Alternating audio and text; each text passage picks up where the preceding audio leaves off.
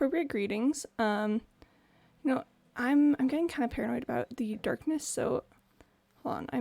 I might enter this house just briefly. Can I do an F5 view? Yes, I can. Okay, okay.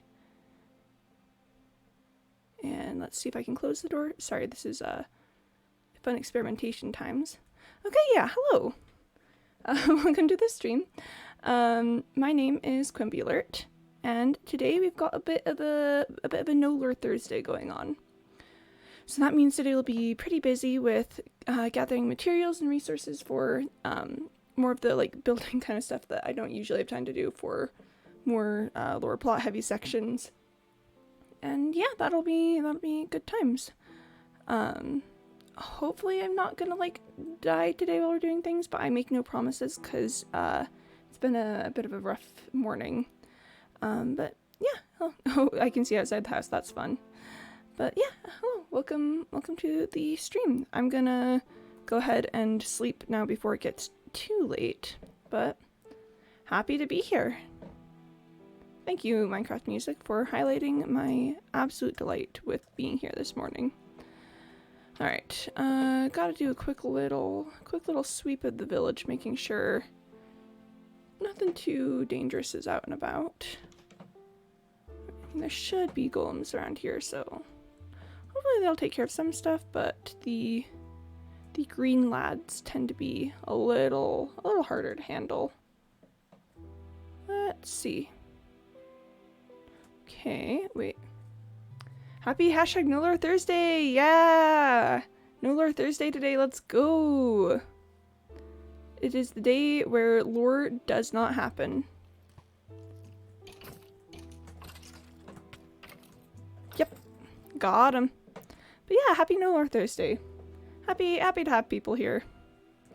Main items of concern for No Lore Thursday are getting clay and stone for rebuilding the village. I like maybe some quartz for building Maluk's Stonk's office, but we'll have to see if I feel like, you know, entering the nether. But yeah, just gotta finish up my quick sweep here, and then I think it'll be back off to Bread City proper for some things. Yeah, yo, No Lore Thursday. Let's heck and go. Hey Cyborg, good to see you, man. Oh, thank you for following, Undead Warrior. Well, it's lovely to have you here. How you doing? Hope it's a good day for you. Hope things are going well. Alright, I think this area is safe now. I'm doing good? Aw, nice to hear it. You love to hear it. I think that, yeah, I think this is the first time you've been around, so it's nice to meet you. Hi, I'm Quimby. Yeah, so today is No Lore Thursday. Usually I'd be, you know, off like doing unethical mayor stuff, but today is the one day that we have like actual Minecraft times, because it turns out when you're doing plot, it's harder to get the resources you need to entirely rebuild a village in an industrial style. So, you know, fun times all around. Just kind of gonna do some talking, some hanging out. I was gonna say something and I do not remember what it was. It just slipped right on my mind. Here's the carrot farm. Oh, I should stop by the bees on my back. That's what's up. Nice. Nice. Yeah, well, it's nice to meet you. It's always lovely to meet someone new. Have I explored this ravine properly? Kind of. I could do more with it later. That's something that I could do. But yeah, so we're coming up on Bread City, which is the main agricultural outpost of the tri-state area of the industrial age currently. There's some bees over here that I'm just quick gonna stop by. Hello, bees. Hello. Honey bottle.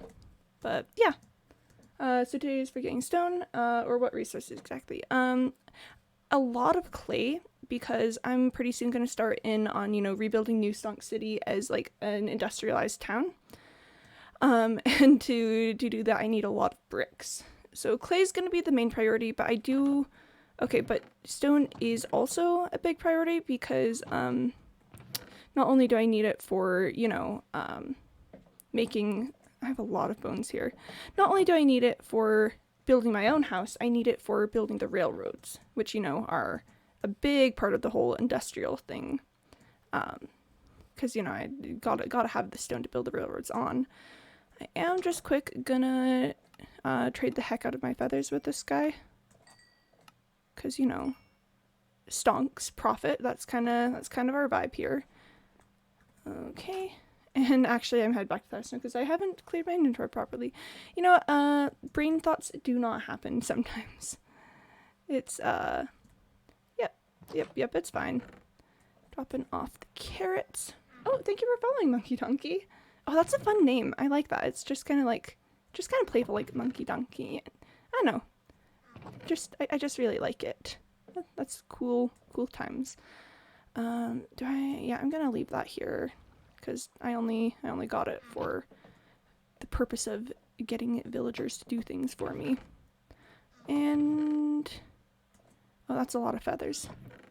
This is fine. Okay, I'm headed back to New Stonk City right now because you know, that's our main spot of working for things. So I hate to do it, but I think I am going to have to utilize the mason for getting some bricks.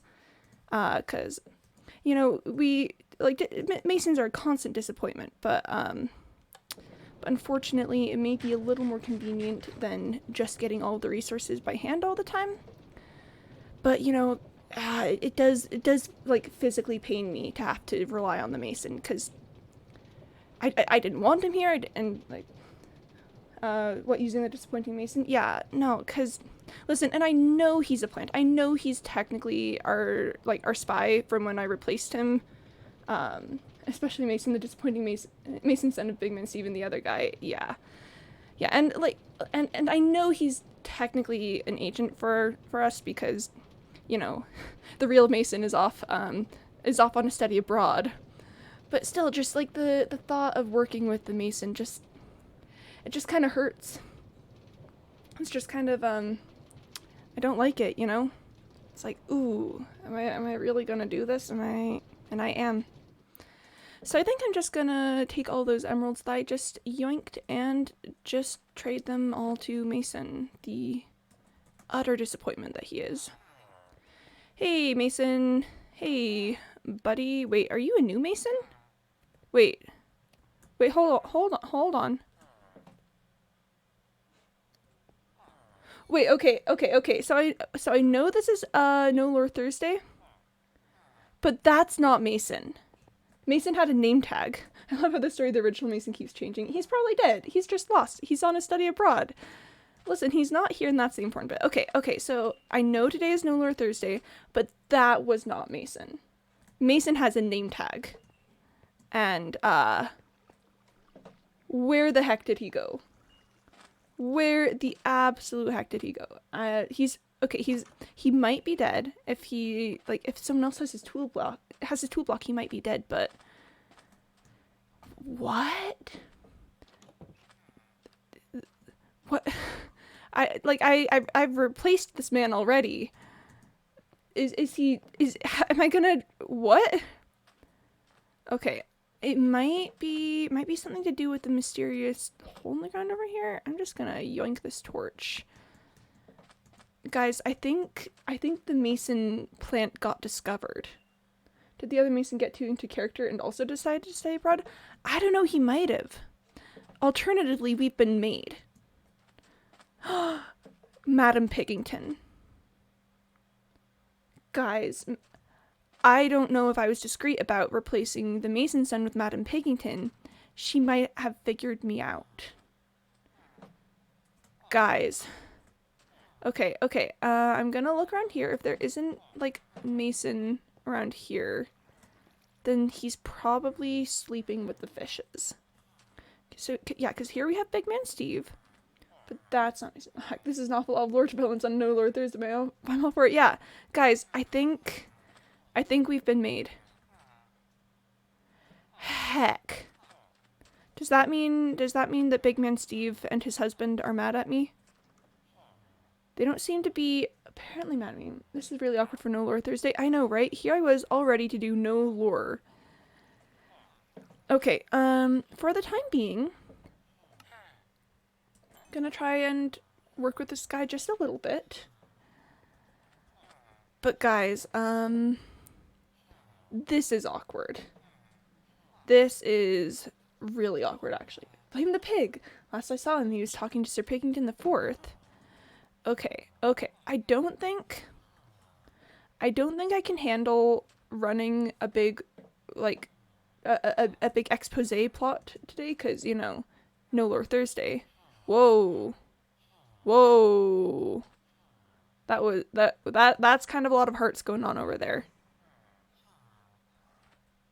I have no clue what just happened. Okay. So that's the thing. I can't run a big expose plot today. That'll happen tomorrow. That will be tomorrow's stream. Is we're gonna do a big expose of the story of Mason. Yikes! I have this iron ore on me that I should smelt down. Okay, well, I guess I have my stream idea for tomorrow. Oof, rip. Rip to me in particular. Gosh. Yay! No, hashtag no Lore Thursday. No Lore Thursday times out here. Sketchy things going on today. Oh gosh. Look at them. Just sitting in there with their skeleton painting. Oh gosh. And the fake mason is in my bed. Guys. Oh my gosh, I gotta drink water. I can't handle this. Gosh. Oh my goodness. What is this world coming to that, like, even on No Lore Thursday, we can't escape? Goodness. He really replaced Mason. I know, right? Because Mason always tried to steal my bed. Okay. That's a story for another day. Is there, like, something I can put in here? Like, that seems to be still, like, a good amount of furnace. And I'm just trying to take a moment and figure that out, because, you know, if there was something else I could put in there, that'd be pretty cool. I guess I could put this netherrack in. I could get more nether bricks. Oof. Hello, welcome to No Lore Thursday, in which we are actually sort of doing lore. Incredible. And I guess I could put some sand in there if I had some, but I don't actually think I have any sand. Wow. Yeah, I don't think I have any things for there. But for the time being, I'm gonna be heading off to Paper Plains to, you know, do some getting of the things. And, you know, I'll work with it more when I get there.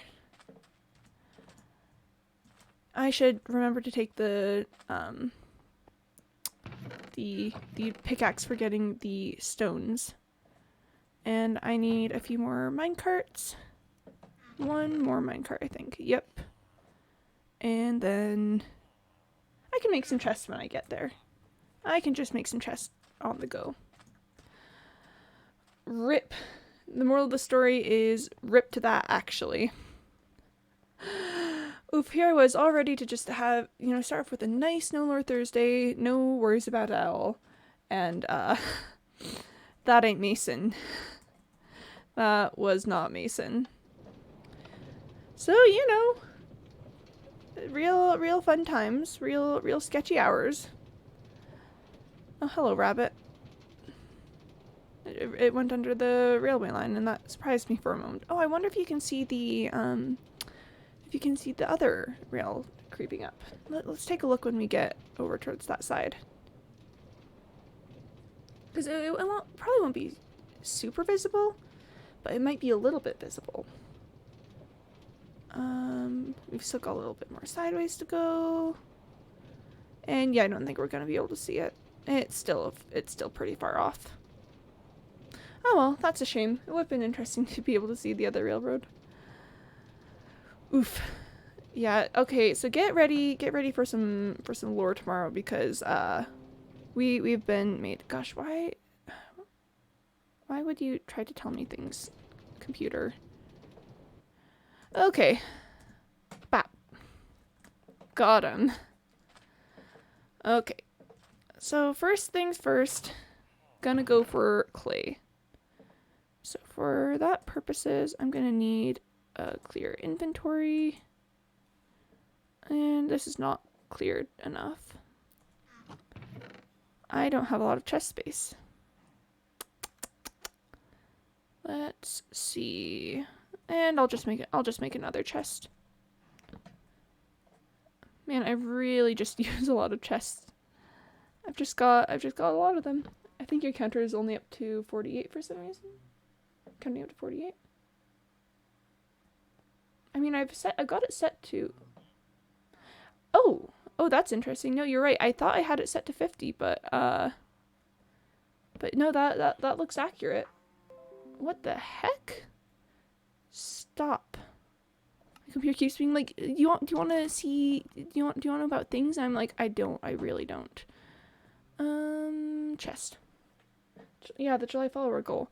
Yeah, I don't know what's up with that. I'll take a look after. I could have sworn I had it at 50. Yeah, yeah, after stream, that'll be, I'll take a look at that. No, I won't take the lava bucket. Like, if I see any stray cowboys, I'll just simply not see them. And yeah, that should be good. Okay, off to the mountains. Yeah, no, that's really weird with the July follower goal. Thanks for putting that, Cyborg. I will have to fix that. Thanks, Cyborg. Oof. Your computer. Hey, do you want to hear about things? No, never. Okay, maybe next time. Yeah, no, that's really how it is. I'm always like, stop. And it's like, why? Why? That's like the third time. Oh, I did not plug in. Hold on. Sorry, my power source is messed up. That's not what my computer is trying to tell me. But I want it to stop. Hold on just a sec. Can I tell you to stop doing things? Nope. Okay, I think I turned it off. Yikes. Oh boy. First up, I want to stop by the bed over here, just like right click it, and then because, you know, breadcrumbs, gotta leave the trail of breadcrumbs. But rip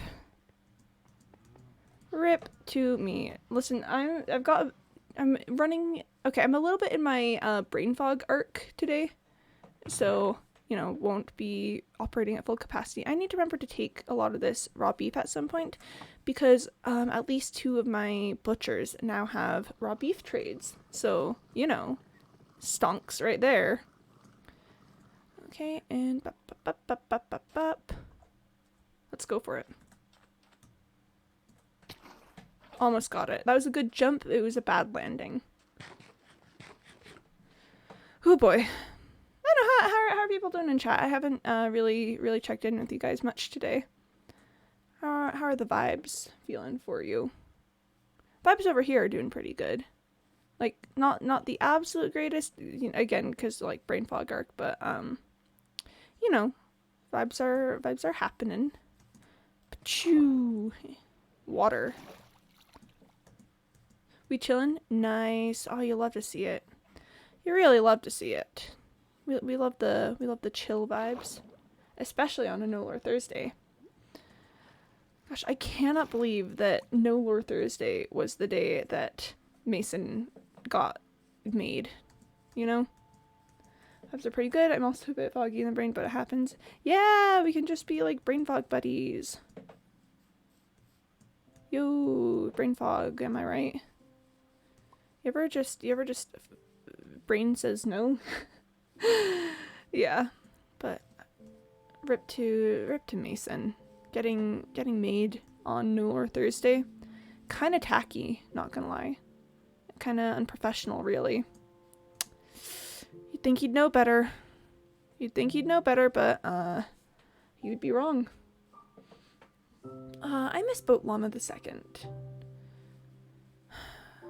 Rip to Boat Llama the Second.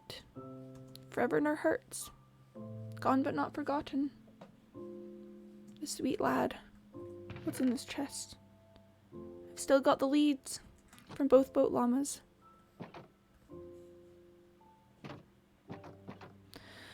Okay, well, time to go get some clay. Remember when I had a llama in my boat and I could just like look up and there'd be a llama putting its head on mine? Those were the days. Those were really the days. Rip Boat Llama the First, who was replaced and forgotten. No, Boat Llama the First was not replaced and forgotten. Boat Llama the First was just replaced. We had a whole mourning Boat Llama the First time. It was very tragic. It was very extremely tragic, and he will never be forgotten. Okay, so I have Aqua Affinity now, so this should make this whole thing a lot easier. But still, rip to Boat Llama. Both iterations of Boat Llama. Gone too soon. Wait, hold on. Wait, first collect all the clay. But then this is looking pretty sketch, actually. Oh! Probably because it is sketch. Okay. I think I'm just gonna take a moment and follow this down here. I know this is very, very untraditional, but, what? Okay. Chill. There's just a little cavern out here. It's just a little cave. It was just here, and the only way in was from this little block up here that I just so happened to find. That's so wild. Nope, let me out actually. Okay, it's getting a little dark. Gotta head back, but okay. Sure, I guess. that was really interesting actually. You know, one day I will use all of these lily pads for something. I'm not quite sure what yet. It'll probably be like a decorative purpose, but that's why I'm keeping them. 'Cause, you know, interesting. That's so funny though. I just found like the one spot that you could enter that little cavern. Alright. Welcome to No Lore Thursday, everyone. Okay, I need to drink water. Okay. Here we are. Here we go. Back in the boat. Sorry, mouse on hand. Gotta adjust it properly. Do you guys ever do that? It's just like you're holding the mouse, but you're not like holding it in the way that feels right. So then you gotta like just mess around with it. And like, I always like place my palm flat on the mouse and then like curl my fingers onto it. That might be just a me thing, but yep. That was interesting. Little cavern spot. Good times, I guess. And there's the witch's house where we found Ebony Neptune. Sweet gal. Well, I'm just collecting all the lily pads because I don't want them to go to waste. Listen, I may not have meant to break them, but yeah, that one can live. Well, or not live. That one can die. That one can just hecking die. Aqua Affinity! Aqua Affinity! This is much faster.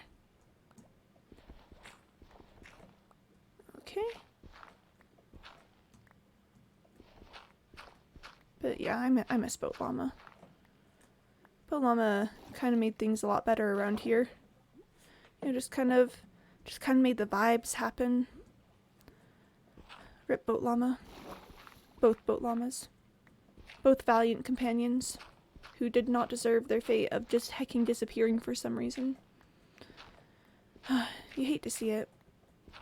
Just when you lose a friend like that. Like, literally lose friends. Like, what the heck, where did you go? I don't want this dirt. Get away from me.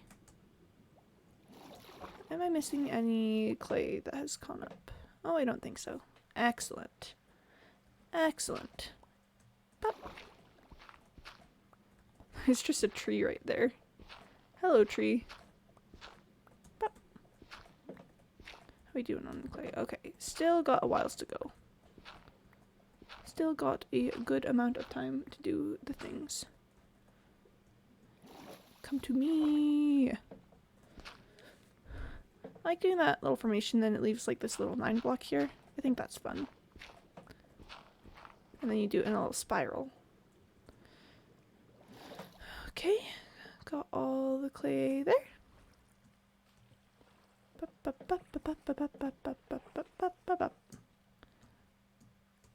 And how about this other side? We good? We good? Oh, there's some right here. Gosh, remember that day that I used like 50 levels? Because I'm just going to keep bringing that because it made me sad. I was like, ooh, but the levels. And I was like, ooh, but the enchanting. Oh, hello, clay. Not clay, kale. Hello. Whoop. Okay. Oh, there's more right there. And down. Respiration, am I right? And I figure I better get like good at having respiration aqua affinity, because with like the 117 and like later the 118 update, like the underwater caves are gonna be really big. So you know, if I can get used to doing underwater kind of stuff early, then that'll be an advantage with that. Get in the clay. Get in the clay. That was the Getting the Clay song by Quimby Alert. Alright. Here we are. I think we need to recite our daily mantra. Levels are meant to be used. I say this because I feel the same way. Yeah, it just feels like you work so hard to get the levels, and like the levels are meant to be used. Like they're a tool. They're not like a... Well, they kind of are a sense of prestige. Like, I've done things, but... You know, really all it means is like, oh, I haven't died for a while and I've been doing things. Which, you know, is pretty cool, but not ultimately not something that is, that should be unusual enough that it needs to be celebrated as highly as I at least kind of put stock in it. I'm always just like, oh, but like the levels, I can show that I'm like cool and can do things, but like, you know, I'm cool and can do things. That's that can be done without levels, because levels are really just a tool for like enchanting and stuff and fixing things and making name tags. Man, didn't know it was going to be therapy no lore Thursday. That's just I think that's just the way it turned out though. But yep. Yep. Water noises. Therapy introspection pog. Yeah. Oh, we love a therapy introspection day, kind of, in some ways. You know. Therapy with Quimby Alert. Oof. Let's see, I'm trying to think of like things that we talk about. Again, I always like come up with let me down.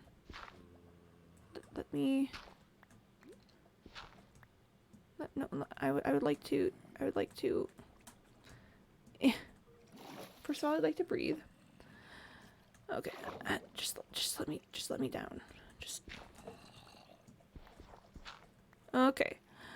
All right. Well, that was a lot of effort. That was really a lot of effort. But yeah, I always come up with topics, and I always forget them. I'm like, ooh, that's lovely that I have forgotten all of my perspective things to talk about. Sorry, mouse hand adjustments again. Okay. Well, anyways, do you guys have anything in particular that you wanna discuss or bring up? Like, if you don't, that's chill. I can ramble on about something, but if you do have things that you're like, oh, this is like really cool, let's talk about that, then we can totally talk about that. Oh, there's the wandering trader whose llamas are rip deceased. Along the lines of introspection, do you have thoughts on the introversion extroversion spectrum? Oh, I do kind of have thoughts on that. That's a good question. Namely, my thoughts are kind of like, like, I think we can take value from it, but I think defining people like specifically as introverts or extroverts is kind of detrimental in a lot of ways. So like take me as an example. I am what would be considered introverted because being around people is a lot of work for me. I get tired easily when I'm around people, like just because, it's just effort to interact with them. But at the same time, I really enjoy being around people. So when I say I'm an introvert, the automatic assumption is, oh, like you're kind of like antisocial a little bit. You don't like human interaction. And that's simply not true. I do like human interaction. I enjoy it greatly, actually. Just, it's gotta be, like, I gotta take it in doses, or take some time for me in between. And then, and like, I know less about it from, like, the extrovert side, but I still imagine that, like, just because you would get energy from people doesn't mean that you automatically want to be like around everyone, or that you're necessarily charismatic, or have or like aren't, I don't know, I just feel like there's that like stereotypical view of like, oh, introverts are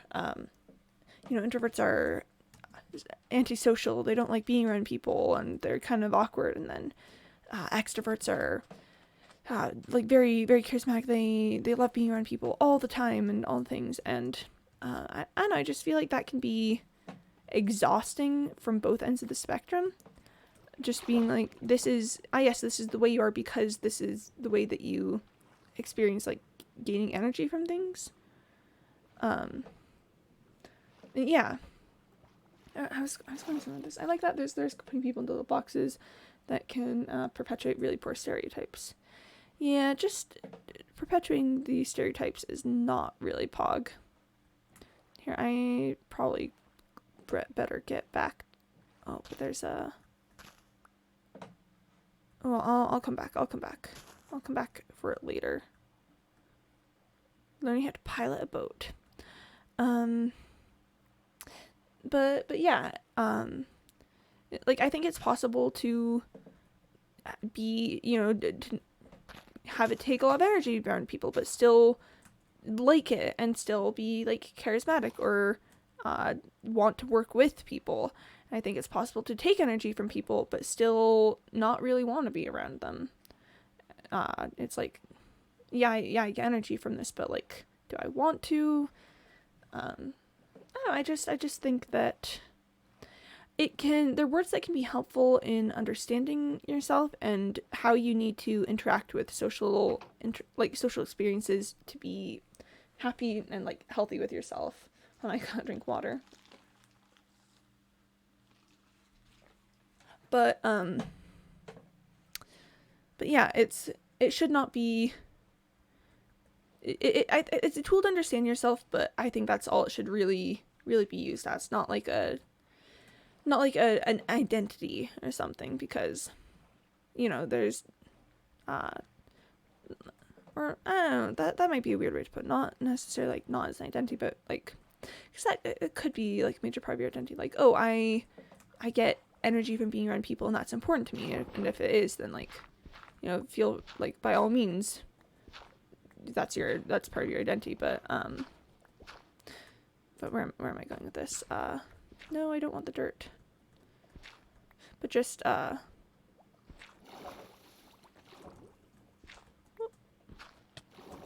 This is fine. But yeah, just let people vibe is the moral of the story for me. Just literally, yeah. But this is fine. I like the view that it's a tool rather than identity. It's not a perfect system by any means, but provides a language to at least start thinking about that kind of thing. Kind of like how socializing with people or how being alone affects you. And I think that people are, like, a lot more people are starting to think that way, especially with the advent of COVID this year, because, at first everyone was like, oh, haha, this will be, like, so great for introverts and so bad for extroverts. But, after a while, just, like, everyone was like, this is terrible. Why, like, being around people is important. Because, like, humans are pack creatures. Humans are built to need social interaction with other people. So it's not like just because being around people makes you tired, that doesn't mean that, like, you don't require it. It just means that you have to, like, plan around it differently and make different choices. So I think that the whole COVID thing did a lot for how people see introversion, extroversion. And then, there you get the whole confusion. People are like, oh, am I actually, like, an ambivert or something? Because, it's different situations. And I don't personally think I'm an ambivert, but from my experience, like, when I'm around people, I kind of, like, it feels like I have more energy, because I feel like when I'm around other people, I have to, like, saying perform sounds unhealthy, but that's really kind of how it is. It's like when I'm around people, I need to be a certain way. I need to not, like, just sit there and be quiet necessarily. I need to engage with conversation, engage with people. Not just stop in a corner or something like I may do when I'm off on my own having quiet time or something. And some people could see that as, oh, but you're gaining energy from being around people. That would, like, fall more under the extrovert spectrum or make you an ambivert or something. But not necessarily, because, it's still tiring for me. Like, once the people are gone, I will, like, go collapse on the couch and not talk to anyone for several hours or something. But in the moment, I need the energy, because to have fulfilling social interactions, I need to be able to engage with them in ways that require energy. So yeah, that's I think it is another element of the whole like introversion extroversion spectrum that kind of gets ignored, is the way that I don't know, the social interactions that you have require different amounts of energy, and how that's necessary to be fulfilling. Because if you think about it, if I did the things that I did when I'm alone by myself around other people, just like, my inventory's almost full, that's good. If I did the things I do when I'm by myself, like just sit and read for hours, because I read for, like, hours a day. I'm a big reader. Then that'd be like uncomfortable for people, and that'd be uncomfortable for me, just like sitting there ignoring people, just reading or something. That's not exactly ideal. So I gotta have that little energy burst when people are around. How's my inventory? Okay, we're good. But again, I still personally am tired afterwards. It's still hard to be around people. It's just that for it to be a good interaction for me and for others, I use more energy, kind of. I don't know. And I might be talking around in circles now, but I just think the whole thing is more nuanced than it first may appear to people. And, like, using it as a tool is great, but defining people by it is less great. So yeah, I don't know, does anyone have any, like, further thoughts on what I'm saying? Like, if not, we can continue vibing and, like, move on to another subject or something. Ooh, I'm like, oh wait, I kind of want to keep the lily pads, but no, the clay is more important. The clay is more important. If I need more lily pads, I can get more lily pads elsewhere. The lily pads will be a-okay. I better keep close look at my inventory this time, though. I don't want to have the same dilemma. How are we doing? Okay. All right. How's that? Perfect. Perfect. Oh, you'll love to see it. Where's my boat? It's over here. I left my boat all the way back there. Yeah, the lily pads will be fine. Lily pads will be just fine. I like the water music a lot, though. I think the water music is very pretty. Nice, I like the thoughts. I definitely think there's an aspect of performing or something when conforming to social group norms and day-to-day social interactions. Okay, yeah, okay, so I can actually go off on that kind of a bit. And I don't know if this is how it feels to people who are like more extrovert stuff, but I feel like when you're around people, you always have to be like on in a certain sense. You know, you can't just relax totally. You gotta... Where's the sun? Yeah, I'm probably good to go. Yeah, you have to be on. You have to be engaging with people in ways and being aware of them and being just like more aware of your surroundings. So just saying like you have to be on all the time really is the way that I think fits my words the most. Is that you can't just be off, and you'll see this in like kids too, where that's why kids need quiet time, is because when they're around people, they're like constantly like trying to move or perform or do things to figure out how they can get the attention they need. So they need like some time off where they can just like be quiet or like not be loud or have to require the attention, because it is exhausting to expend that much energy being around people and having to do the like being aware of people things. Why are there just railroads there? That's kind of weird. Yeah, so it really is, being around people really is kind of a performance in a lot of ways, because you can't just, I don't know, sit and vibe. Sorry, hair. And that's like another thing to take in with the introversion extroversion spectrum, is even if you're extroverted, like being around people is still kind of like a performance, you know? You can't just be while you're with other people. I mean, maybe you can, but even so, it's like with the way that group dynamics work a lot of times. Sorry, talking. With the way that group dynamics work a lot of times, and the way you have to like, I say like fit into the pack, but like not in like a you have to fit in sort of way. They have to be part of a group instead of just like being your normal self vibing. It just, you know, the way that you may talk about certain things or take certain actions changes. And that requires, like, conscious thought and effort on, like, the whole, like, doing things. And that's, I guess, is where I'm getting at this whole, like, you have to be on while you're around other people. Is you have to be conscious of where you fit into the environment around you and how that affects the actions that you take. And, where was I going with that? I don't know, being around people is a performance. You know, there's this, okay. This is gonna definitely expose me as a hecking nerd. So there's this really cool book, called Labyrinths by, an author. I don't remember his first name, but I remember his last name is Borges. And I believe he is, I don't remember where he's from. He's from somewhere in, like, the South Americas. Okay. It's getting dark, but I'm just going to send this off.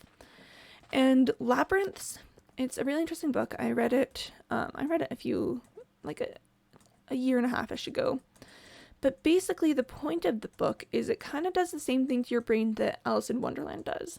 It just, like, messes with your perceptions of the world and the way that you understand things works, I guess, in a lot of ways. And one of the things that it considers, and a lot of it leans into, like, magical realism and just kind of like your understanding of the world. And I can go into an explanation of magical realism just quick. Oh gosh, this is gonna get a little complicated. Here, let me just, sorry, I need a sec to start my inventory because I'm gonna go get stone now. Yeah, no, this is fine. This is fine. Okay.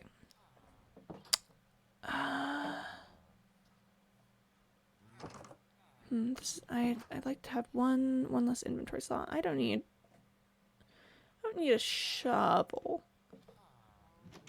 No, I don't need wood while I'm out. Okay, let's talk about magical realism. Headed off to the quarry. Let's talk about magical realism. And then let's get back to Borges and Labyrinth. Sorry. Okay. So magical realism, it's a method in storytelling, like kind of almost it's like a genre, really.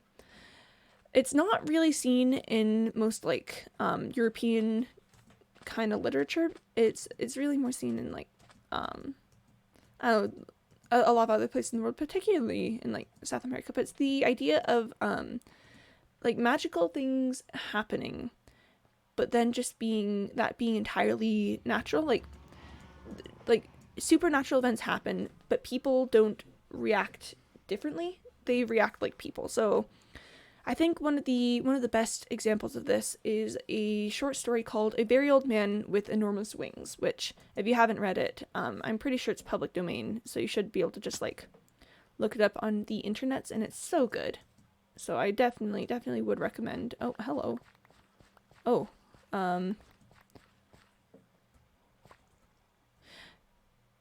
wow. Okay, I'm gonna make a quick run back to the chest over here. So the premise of the story is that there's this little town, this little village, this like little house kind of people, and one day just like this very old man falls out of the sky and he's got wings, and so that happens, and then just the rest of the story is people acting like people, the way that they probably actually would if a man showed up out of the sky and had wings, you know. So at first they're kind of like, oh my gosh, this guy's an angel, and like try to like worshiping him, but he doesn't understand their language, so he's just sort of like, what, kind of like, what is this things? Okay, yeah, just checking I had the right pickaxe. He's just sort of like, what, and doesn't really like answer them, doesn't talk to them. He doesn't understand Latin, so people are like, wait, but he doesn't understand like God's language, so clearly he can't actually be an angel. And just the entire story kind of goes that way, and it's just people being people, but there's this guy that has wings, and that's kind of like the soul of magical realism, is that, you know what, just these things happen, but people are still people. Like, stuff happens normally. It's just that there's kind of supernatural events going on, and that's very unusual in like European style literature, because, you know, usually in fantasy style stories, you know, things are very unusual. People react unusually. It's a whole big thing. So, and the way this fits into Borges, oh, what did you want to do? Come back in with another food review. I will eat the stone. Yeah, listen, point blank, I need the stone. It's not technically clearing a mountain, because there's still that whole mountain over there. I'm just clearing this area and talking about magical realism and Labyrinths by Borges. So, you know, that's the thing. We might need a Starbucks up there. Oof. But yeah, hey, point blank, welcome. It's good to see you. More feasibly, a 7-Eleven. Oh, if there was a 7-Eleven up here and I could have Slurpees anytime I wanted, that would be ideal. I could just be here mining stone with a Slurpee, and that'd be great. I mean, you really only use a pickaxe like one-handed in this game, so I could have a Slurpee in the other hand. Those would be the days. But yeah, hey, point blank. I've been having a bit of a chat about magical realism out here. I don't know if you're familiar with the subject, but to condense the conversation we just had, magical realism is a genre where like supernatural or like magical kind of stuff happens, but people just react like the way that people would, kind of. Continue to a respray of the totem undying into a Slurpee to put in your offhand. Oh, that'd be great. That'd be really great. Just totem undying, nah, Slurpee. Oof, that would be good. But yeah, magical realism is... I am in a cave.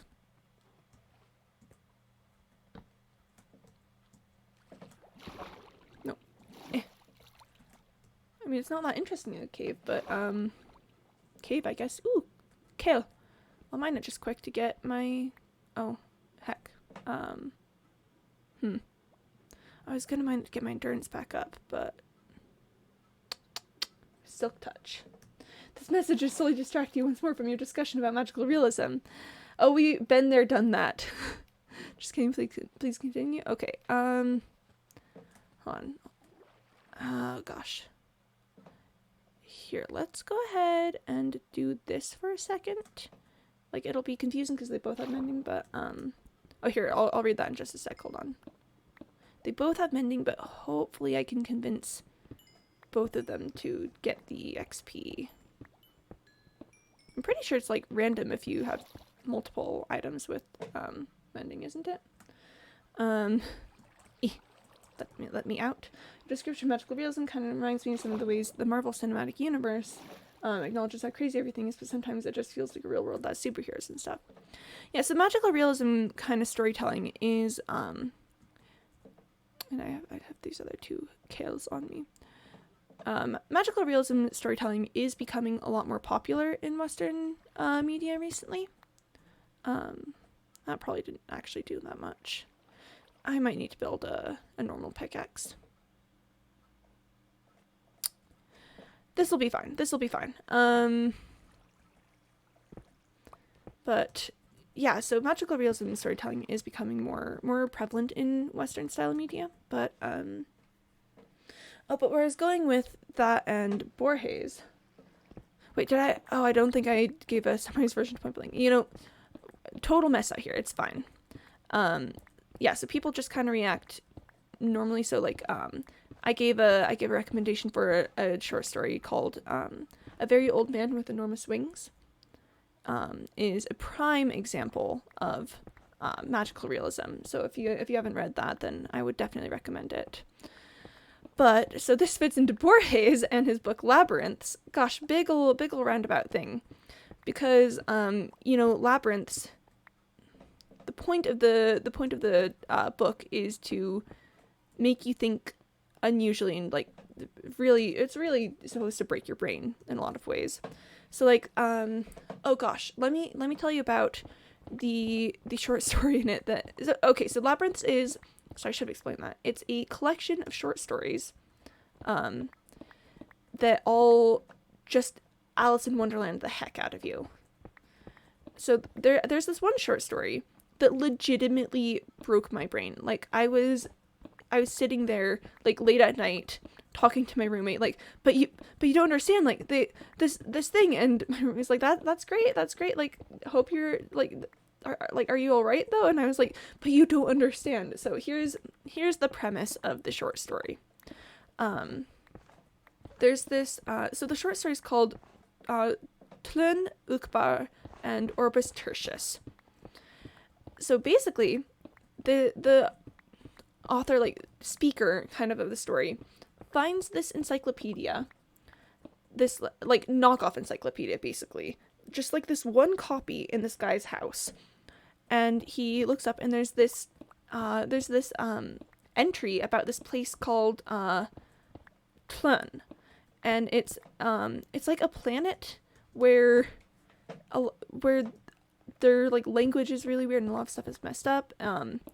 It's I'm trying to remember the concept that they believe in highly. It's like a lot of stuff about authorship, and it's really weird. But in this planet, there is a fictional country called Uqbar. Gosh, and I haven't read it in a while, so I may be getting a lot of this mixed up. But Uqbar is like it's like a mythological place for... Wait, no. No. So, sorry, Ukhbar is the planet. Tlön is a country that doesn't really exist. It only exists in this one encyclopedia entry, like this one knock-up encyclopedia entry in this one guy's house. Like, all other copies of this encyclopedia do not have this entry. It's literally just this one knockoff encyclopedia that has this entry about this fake country. And this fake country has this mythological planet in which things are really weird. And like their language is all messed up. Like, things are described not in the way they are, but in the way of like authorship or something. And they have a bunch of philosophers whose favorite game to play. Here, I'm gonna drop this off and make myself an iron pickaxe for the purposes of being able to build up endurance again. But so they have this game they like to play where they take two works of literature and just like imagine that they were written by the same author. So just like as a quick little exercise of this, let's take like Peter Pan and Beowulf and imagine that they were written by the same author, and then they just like analyze that and like see how that kind of or okay, so let's say that I think they do usually specify an author. So let's say that Beowulf and Peter Pan were both written by Jane Austen. How would that change the meaning of the work? Because you know, a lot of times you'll want to like interpret a book in the context of an author's life and the things that they experienced. So if Jane Austen is writing Beowulf, like this big ol' epic about like monster fighting and stuff, and Peter Pan, this book about kids, but then also like all of her other works of literature, what does that mean about those works of literature? Like, what's the purpose of the things? But then the craziest part of the short story is that then somehow the entire world, like our world, the real world, starts falling into a cult about this fictional planet. Except the thing is, they don't know about the fictional country that is the origin of this fictional planet, because this fictional country only exists in this one copy of a knockoff encyclopedia in this one random guy's house. So just the entire world becomes like a cult about this fake world, like this mythological world. But they don't know about like the origin of it. So how did they figure out there's like a society about like all things? And it's just it just absolutely broke my brain, because like I just could not comprehend like how that all worked, how that all happened. And I was just like sitting there on my couch like, but they don't know about the world. It's breaking my brain right now, bossing. Yeah, I know, right? It's like they don't know about the world that the mythologies come from, but they're all falling into the cult of the things. And that sounds so interesting. It sounds like real mental workout. Oh, it certainly is. And like I still can't really like come to like real terms and explanations of it, because like just every time I think about it, my brain just goes like, no, why would no? So gosh, yeah, so oh, and I think I got started on the subject of Labyrinth because I wanted to talk about the book is called The Labyrinth. Yes, it is. It's by a guy named Borges, spelled Borges. And it's really crazy, but I think I started there's a really well-known short story from it that you guys may have encountered.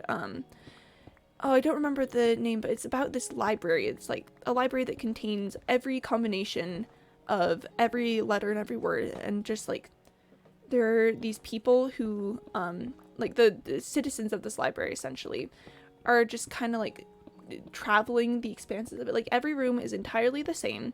It's just got like different books in it, and everyone's searching for like their book or something. And it just becomes like an exercise in what is language, It's a bunch of Library of Babel. Yeah, no, that's it. That's the one. You got it point blank. Yeah, the Library of, it's an AI website too. Yeah, because the subject is just so brain breaking. Yeah, and it just becomes like, what is language?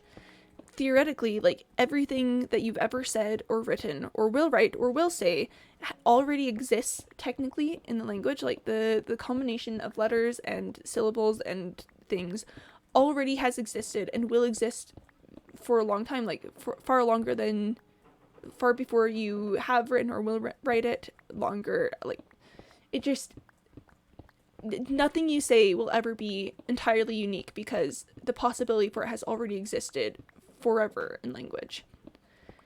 And it's just, again, just like absolutely brain breaking. Like, theoretically, this conversation that we're having right now has already existed, but like also infinite variations of this conversation have already existed and will exist. And like, we're just having one of the many possibilities, but all the possibilities could happen because that's, the language is capable of it. How many billion dice rolls into a dictionary would it take to say Mrs. Piggington is a vampire? You know, I have no clue. And like, if you like the circumstances that came about that is something that has been said and is a thing, like, think of how many books and how many like universal dice rolls have happened that is the possibility that became reality. Yeah, really just like brain breaking, really weird philosophical, compress your thoughts kind of stuff. But yeah, I think I got started on the subject of Borges because I was gonna say something about like the perception of self, I think was the subject that got me started on this, because we were talking about like the whole introversion extroversion spectrum thing, and like how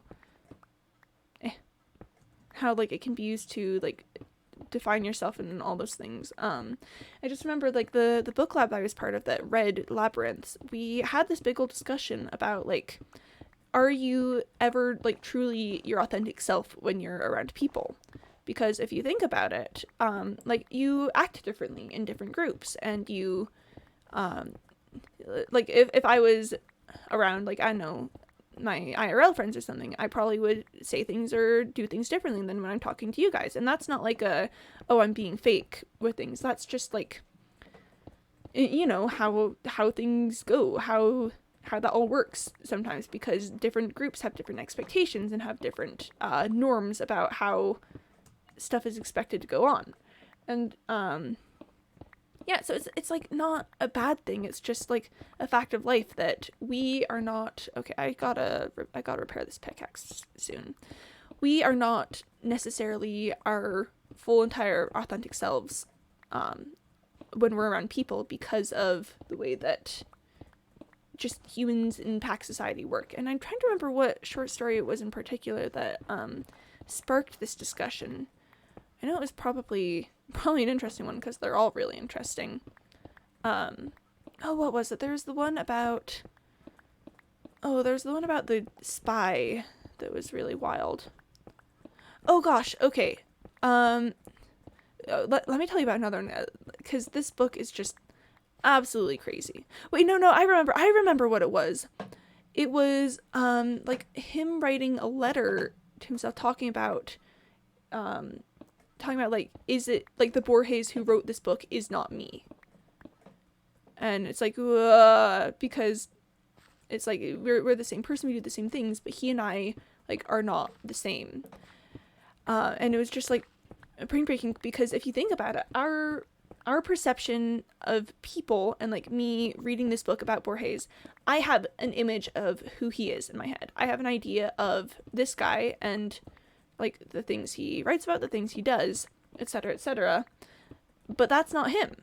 You know, what I get from this book and like from this person is not actually this guy. It's just my brain making up like an idea of him, because of stuff I've interacted with that he's also interacted with. And it's just like really, again, like really weird, really brain breaking.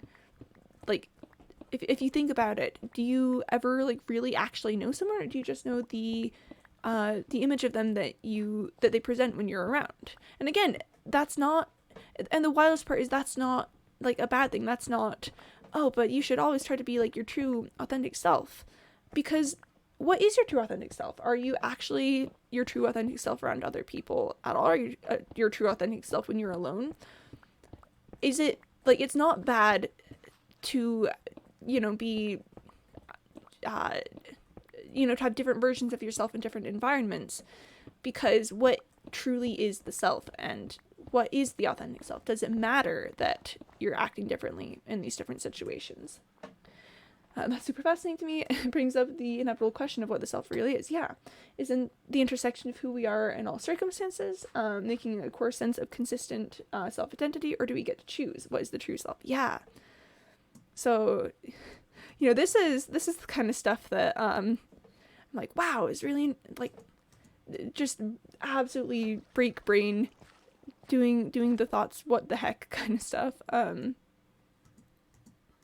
And I think, okay, so like going aside from the story, I think that's what really like gave me my first idea of like how like talking to people on the internet can be kind of weird, because with the whole advent of parasocial relationships and things, people keep being like, no, like people you meet on the internet like can't actually be your friends, you shouldn't necessarily like treat them that way. And I'm like, well, yeah, but also like, are any of us really each other's friends, etc. In other words, do you get to define yourself, or is it defined by your actions, ideals, regardless of what you think of yourself to be? Perception. Oh yeah. But yeah, so I was thinking about this a lot, like in the context of parasocial relationships and stuff, because and not in a like defining relationships as parasocial is bad. You can actually be friends with people. It's more like a like, is anyone really who they are? And just because they like portray themselves that way on the internet, you can't really like take that to be them necessarily. And like, your questions, are all social relationships technically parasocial relationships? Yeah, that's, yeah. But yeah, so that's what really, like, when I started to hear about people talking about that, I was like, well, yeah, so you can't really consider yourself like, when people are like friends with people like with streamers and stuff, I'm like, yeah, because you know a part of them, a section of them that is them on the internet, but until you like observe them in different environments and like in personal kind of stuff, you can't really say you know someone. And I don't know if you can like ever actually truly say that you know someone, because again, brain breaking Borges kind of stuff out here. Like, are any of us like actually who we say we are? Do we, but I just had to bring that up, because that was something that was very, very interesting when I like read the book and then started to put it in context of life and stuff. I guess my personal view on it is that you can know like a part of a person through life, and that's like enough to be considered like that's enough to be considered that you kind of know them like enough that you could be like friends with people or know about them. But I don't know, I can't really define it, but it's like people can be real even when they're not, I guess, is the moral of the story there. Welcome to Philosophy Hour with Quimby Alert. We're really just getting into it today, Really just getting all the philosophical questions out here.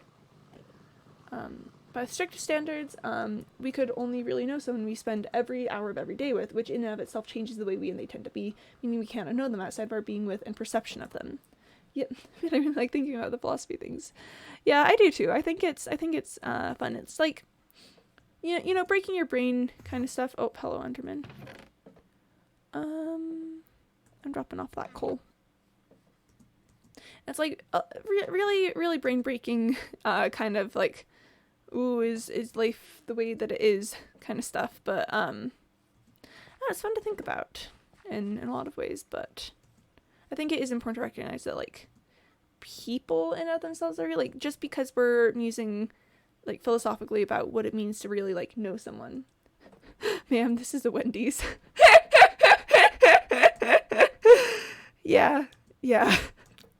Just like, ah, yes, let's do Minecraft things. Let's do just like let's do collecting resources hours. And then we're out here like, let's talk about like the deep philosophical meaning of like people. Is it though? Is it really? What makes a Wendy's a Wendy's? That's my only meaningful contribution to the conversation. I mean, I think that contribution has a lot of value though if you take into context like hacking like Minecraft stuff. But I'm greatly enjoying this discussion between Luke and Mary. Oh, we love a discussion. I'm glad you're enjoying it, even if it's kind of weird and brain breaky. No, guys, seriously, like the first time I like was reading Borges with this, I was just like you know the curling up into a little ball and being like kind of thing. That was me the first time I read like anything Borges, because we started right off with the Tlön, Uqbar, and Orbis Tertius stuff. You know, the fake country, fake mythological planet, weird kind of stuff. Yeah. So if you ever have a chance to read Borges, it's definitely an experience for sure. Just be aware that it will make your brain say, ouch, why would you do this to me? This hurts greatly. Oof. That's kind of the feeling I get when I learn something about how little I actually know, even though I know more now than I've ever known. It's a vibe. Yeah. Gosh, you ever think about like how many things you will never know and never know that you don't know?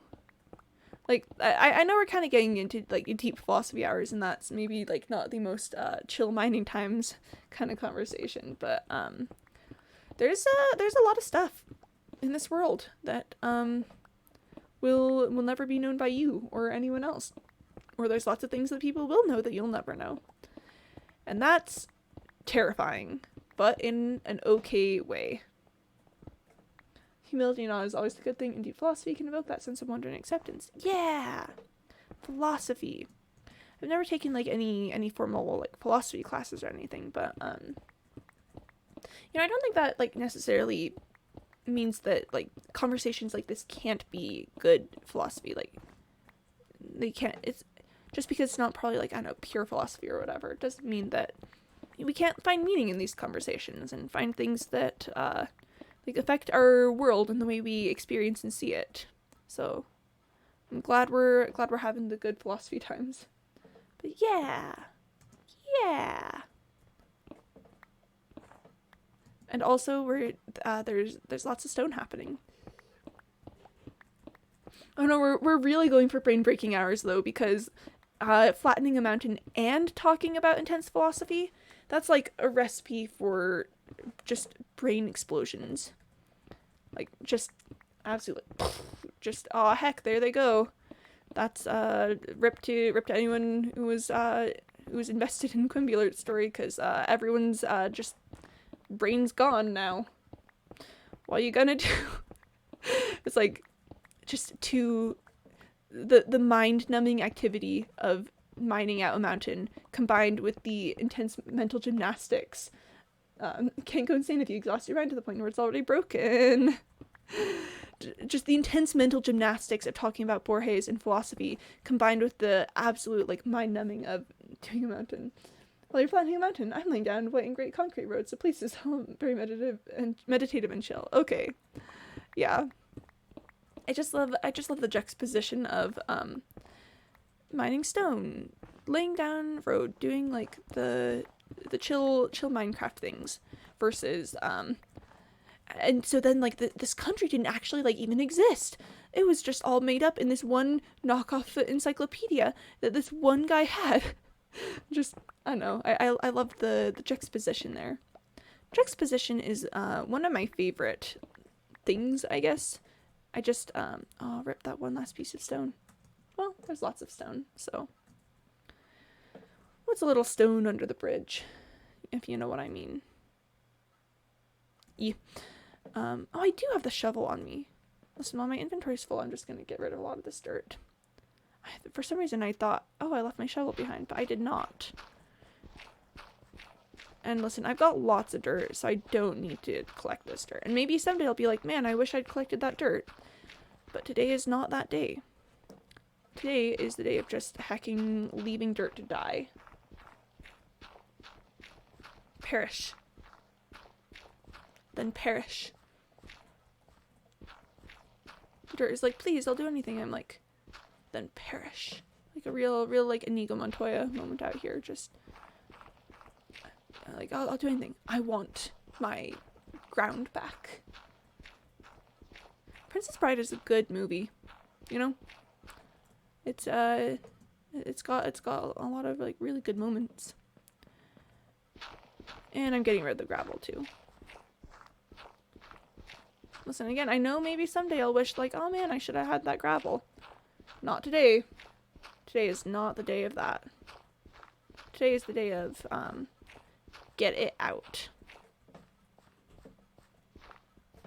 Okay, hopefully this is the last level of it. Oh gosh, there's still more. There's still more. Mountains. Imagine having anything that's not stone in it. Kind of cringe, not gonna lie. Oh no, I need to make my way up. Oh no, I just realized I'm digging myself a hole. Oh no. Oh no. Oh, this is... Oh gosh, this is sad boy hours. I'm gonna have to like use some stone to get out of here. But I guess I can pick up that one that I left behind. Ta-da! Gravel mined out. Okay. Where's that one piece of stone that I left behind? Got him. See, it was for a good cause. It was for a good cause. Okay, now it's time to get back, because, sleep. Creatures of the night will be coming, and... Oh! I knew I should have brought my lava bucket. But that's fine. The cowboys can do what they want. I'm gonna be heading back to Paper Plains very soon. It's very dark in here. Oh, and there's the super tree. I should eat food before I run out of sprint. But just doing the things. Oh, I'm gonna have to kill the skeleton.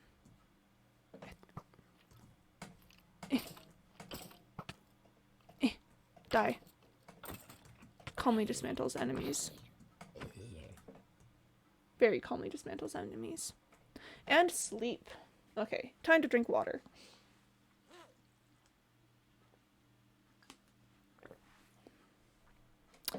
Well, that was fun.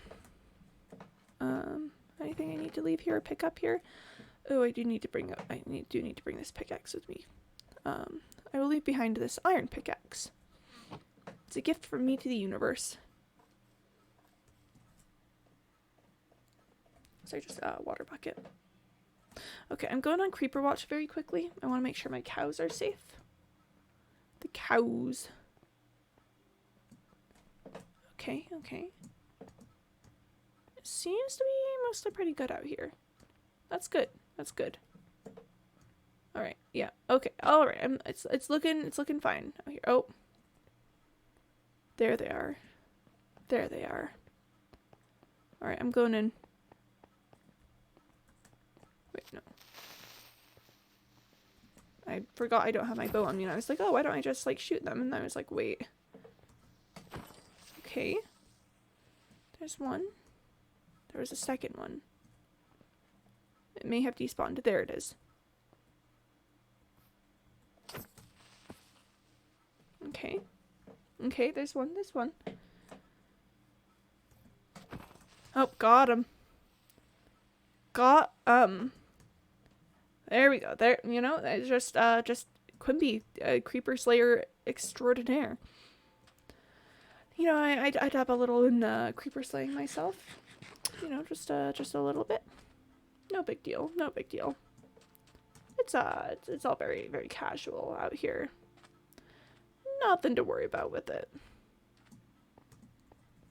I think I'm gonna need to get more wood while I'm here though, so probably gonna be headed back over that way.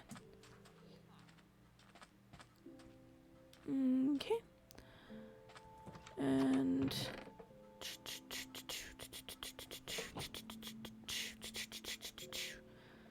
tactical placing down my crafting table. Tactical making a chest. Tactical leaving behind one piece of stone to take a minecart. Turning the stone and minecart into a minecart with chest, then picking back up the stone. And that's how we do it, folks. That is how we do it. Oh, there you are. And stone. Let me put it in. So, okay, priority for today is getting a hecking ton of clay, due to my need to have lots of clay to build brick buildings. Minecraft music. You'll have to see it. And there's an ender lad hanging out. That's chill, that's chill. Okay, we've got a sword, bow, arrows, lava bucket, and coal. Alright, I think I might do some village trades while I'm here. Oh wait, no, I need wood. That's what I need. That's what I need while I'm here. And then I think I'll head back to New Stunk City, empty out those chests, and then maybe come back for more clay because, you know, you just need so much of it to make the bricks and the brick blocks TM. So, yeah, I think that's the plan for right now.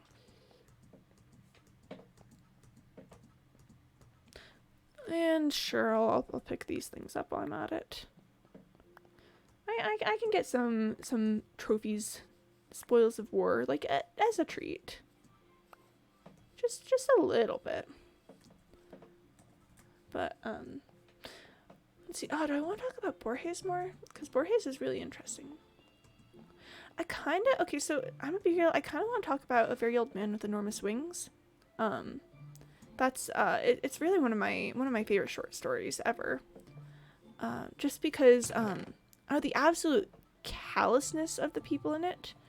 They're just like, oh, this guy with wings doesn't like speak Latin. He doesn't do all these things. Therefore, he must clearly be like a devil because he like posing as an angel.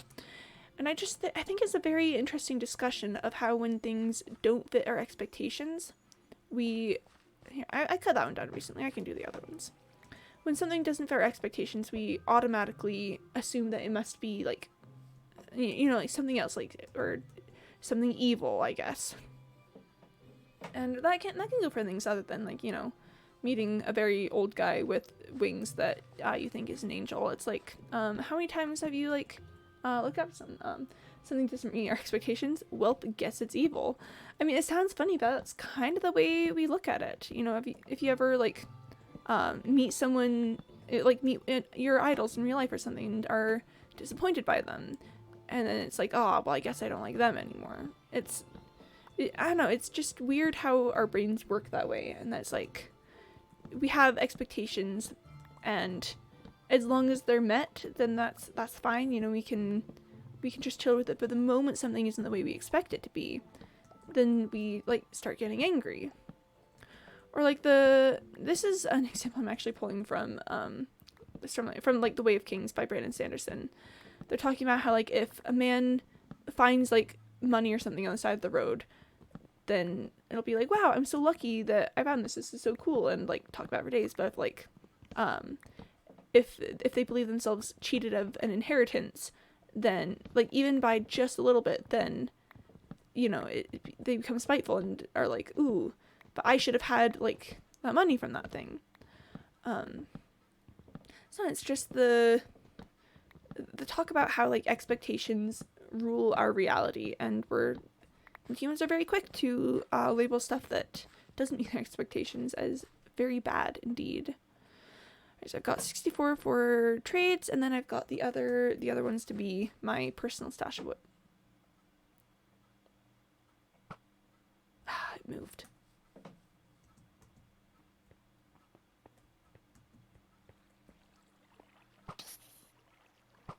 Got him. You know, it's hard to be this talented at doing things. Flips hair dramatically, cries. Just, oh man, I guess I'm just so good at this. Weeps on the inside. Okay, I just need 3 more. Okay, there's 2, 3. Okay, one more. Cries, weeps. Tears. Weeps in sheer amazingness. Oh, you really got him point blank. You really got him. You really got him out here. That was quite masterful, if I do say. All they can ask is, why are you so sad, kid? You know, I'm just good mask reference, but also I'm just so sad that I will forever be this incredible, you know? And it's like, can anyone even keep up? It's just so tragic, really. Like, can you imagine trying to keep up with me? That'd be so hard. Gosh, some people really have it rough these days.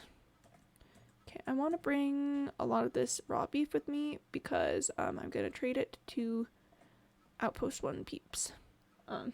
It's lonely being the best. Quimby 2021. As head of the local news office and head propagandist, I would also like to cement my position as Mayor Quimby Alert's official hype man. I mean, honestly, go for it. You've been doing a great job thus far. Suffering from success. Quimby 2021. Guys, it's just really hard. It's just really difficult sometimes being this far of a cut above everyone. Gosh.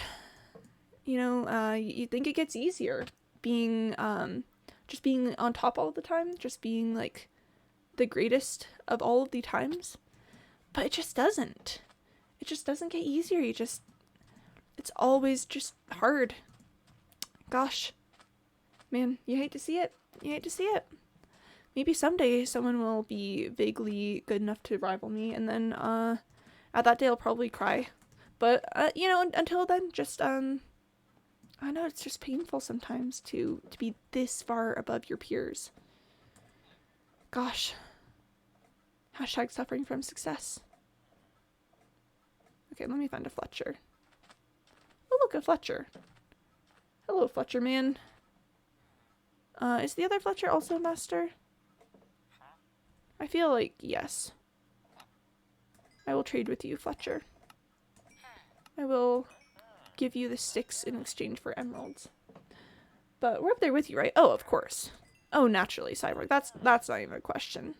That's not even a question. Oh, I should have been holding my pickaxe while I was doing that.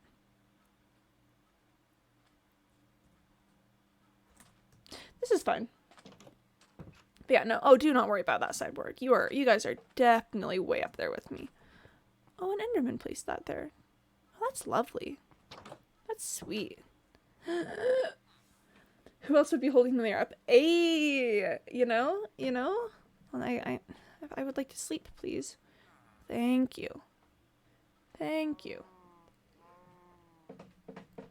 Okay. Well, now that I wasn't repairing this pickaxe while I was doing things, I kind of wanna. Okay.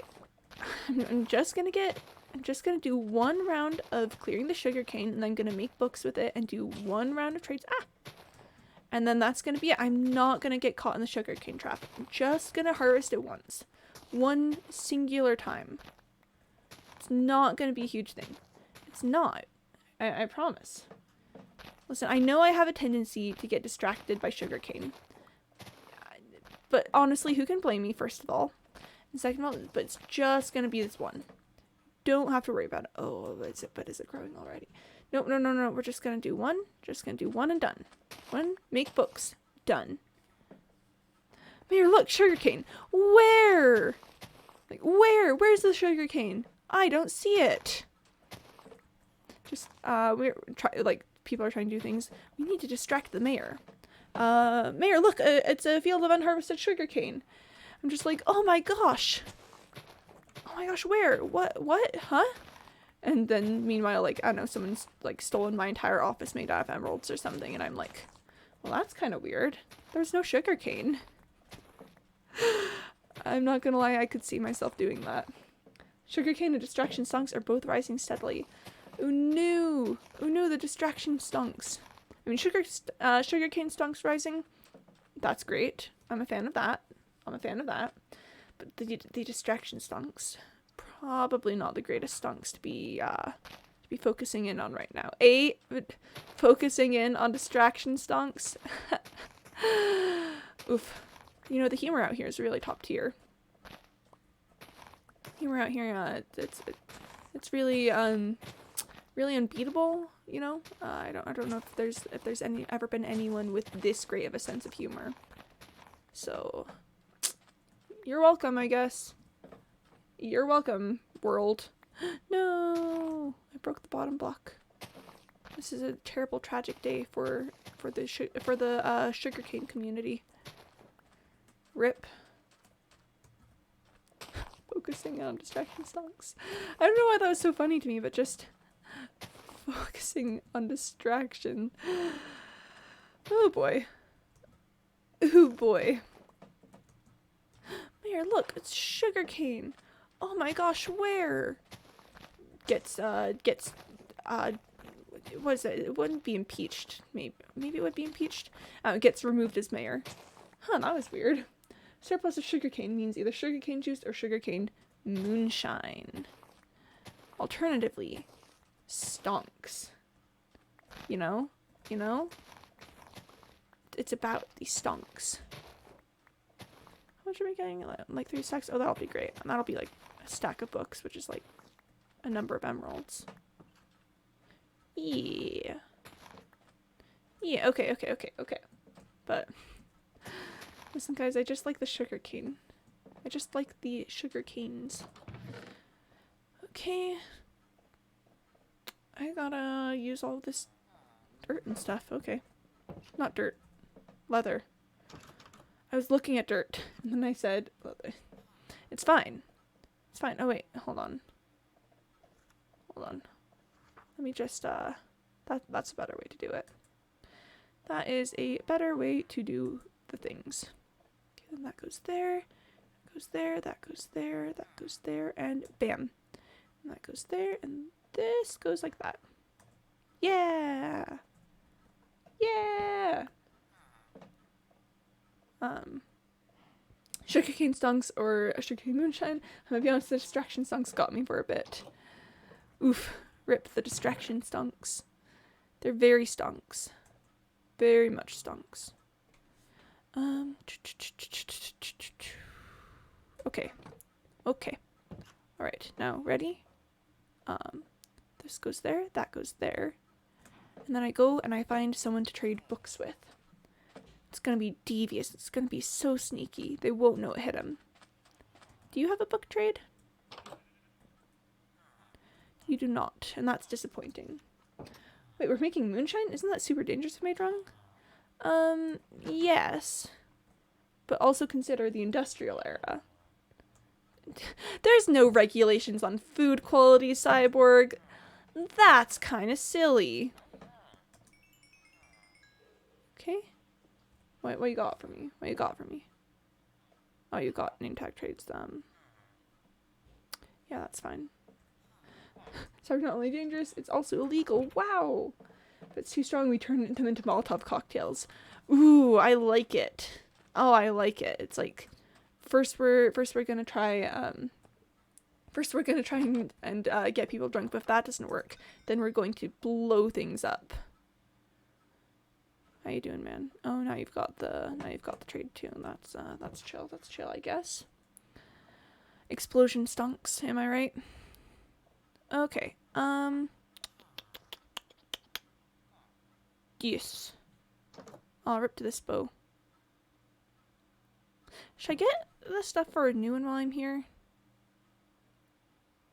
Maybe I should. You're a power 5 villager. 42, and then mending is like 10. Not 10. No, I don't want mending. I want infinity. Infinity is up here. What do you need? 11. I need 50. That would be 53. I've got 34. Ooh, that might be a lot. That might be a lot of work. I'll do it another day. My bow will probably just break and that'll be fine. That'll be a-okay. Hold on, what are you up to? What do you got? Piercing and fire aspect? Oh, that's fine, that's fine. Up. Okay. I'm back to New Stunk City. Anything else I need to bring? Probably not. Okay, alright, time to head out. There's no food regulation in the industrial era. That's silly. Okay, I gotta drink some water. Hold on. Yep. We love we love the industrial era and their food standards, of which I mean their lack of food standards. It's really great. At the Jungle. Oh, The Jungle by Upton Sinclair. Yep. Oh gosh. I haven't even read The Jungle. I've just read like, oh, I thought we had fixed this. No.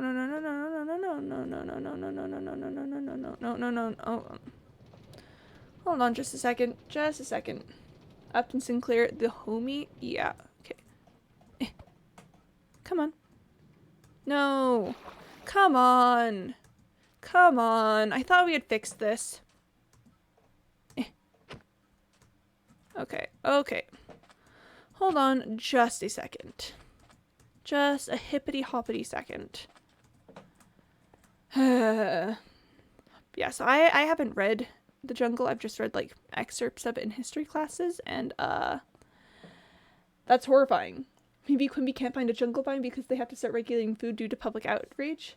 Oh, because then they have to start regulating food due to public outrage. Yeah. Quimby parkour god. Oh, you know it. You hecking know it. Yeah, that might be why there isn't a jungle biome, because you know, once you No, stop. No, stop. I promise I can do things. There we are. Okay, I thought I had fixed this thing. Apparently I had not. Might have to do some renovations. Rip. It's a small step from jungle biome to Upton Sinclair writing The Jungle. Yeah. Gosh, oh my gosh, guys. If I find a jungle biome, then they might find the massive amounts of raw meat that I've just been leaving in unrefrigerated chests. No, why? Okay, I need to do some renovations.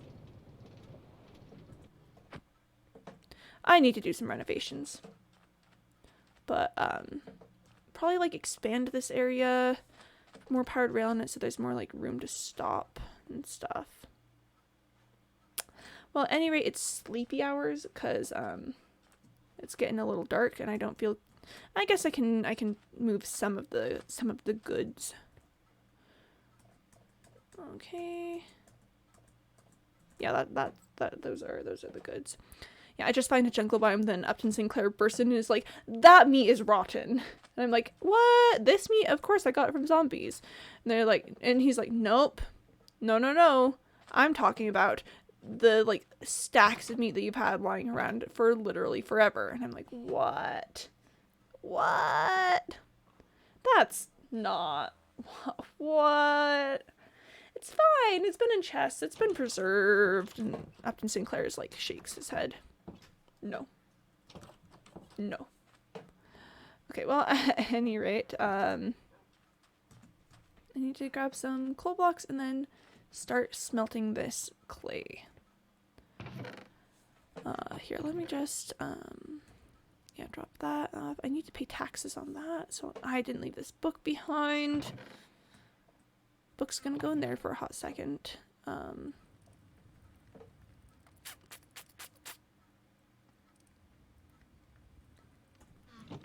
Yes. Okay. Sorry, throat noises. I ate pudding for food today. because I didn't think I'd be able to stomach anything else. And it turns out that pudding is not the greatest meal ever. So, yep. Not to mention that my eating food schedule has gotten like extremely messed up due to like life. So, you know, just weird food hours out here. Okay.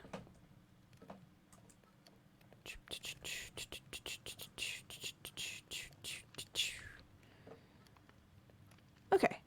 Alright. And then I'll drop off the rest of this beef somewhere. And then I'll grab the rest of the clay. And then it'll be great. Yep, it'll be great.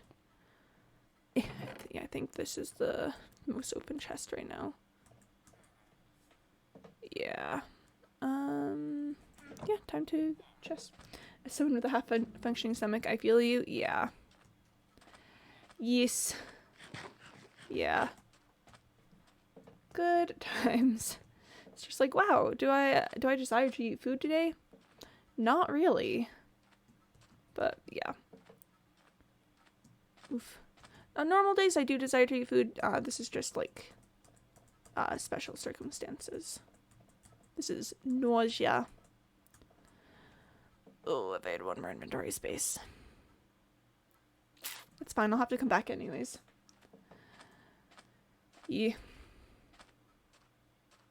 Wow, look at this gorgeous manor that you can now see even better that the tower has been promptly resized.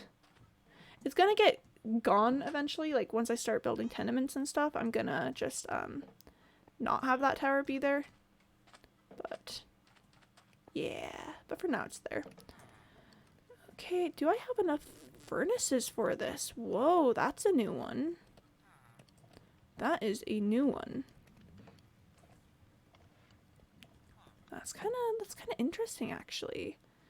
Do I have enough furnaces for all of this clay? I don't know if I do. Kind of interesting. All right. I'm running low on furnaces. Oh, Minecraft music. Minecraft music is like, yo, lack of furnaces, let's go. I'm like, okay, Minecraft music. Okay. Might just be a few short, which means I could probably like construct enough to have enough furnaces. Yeah, I'm just like, oh, and I wasn't using this one. So that one can go right there, and then I can just make it one more. Yeah. Oh, that's nice. Yeah. There we are. Oh, that's it. This entire thing is filled with coal. And that just shows you how productive the industrial era is. You know? That just goes to show. Thank you, Minecraft music. Hello. Oh gosh, the fake mason. The fake mason. Excuse me. Okay, what else was I gonna do? Okay, good to know, And this one, I'm gonna smelt down this cobblestone. Yeah. Yep, there we are. And I need to pay taxes. Okay, I'm gonna have to get more potatoes. I think I'm gonna be making a trip to Bread City though, so I can just pick up more then. Alright, here we are. Alright. Hey, Piggingtons. Sir Piggington, is Madam up here? Yep, Madam's up here. Gosh. Let me just let you have that, and then 11. Okay. So many emeralds for the pigs. So many emeralds for the pigs. Wow. Oof. Okay, yeah, and then I think now I'm off to Bread City, because, accidentally creates a child. No, I only had one potato. I only had one potato. I would need 2 potatoes to create a child. You know, I'm being very careful about that. being very careful about not creating the children. Oh wait, I need to pick up the beef to go to, yep, That would be good things to remember.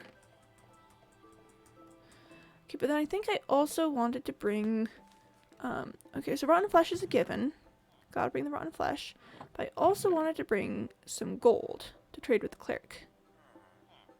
Your Quimby talks about creating a child like an alchemist would talk about creating a homunculus. Yeah. I mean, you're not wrong. Yeah. Listen, I just, no children here. Okay, I'm gonna snatch some of my emergency sour sweet tarts to keep my stomach from grumbling, because it's decided that food might be okay right now. Hopefully this will keep it at bay. So just taking a second while we're in the train. So I'm trying to scoot back so you can't hear me chewing.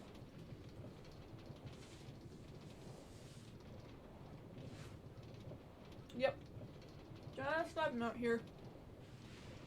Just really vibing.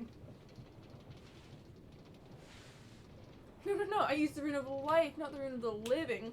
The rune of life is insufficient to bring something alive. Trust me, I know.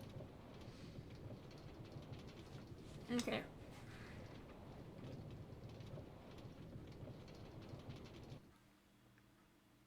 Hold on. Oh no, I gotta drink some water. Sorry. Oh boy. Well, here we are. Bread City. I said that like, you know, like Paul Bunyan's and Phineas and Ferb. They're like, Paul Bunyan's, where food is good, but not too good, eh? Okay, I'm gonna go trade with the cleric, because I want this man to level up. Hello, man. Pew. Got him. Level up. Okay, what you got? Yo, okay. Not that I, like, necessarily need it, but where are you scoot? Oh, from turtles. Not that I necessarily need an ender pearl trade, but, like, it's kind of nice, you know? It's kind of nice. Like, I could get some right now if I wanted. I could get some glowstone if I wanted. I could just spend these emeralds to get started on the next level up. I think I will do it. I have 2 ender pearls now. Incredible. Incredible. Like Mr. Incredible.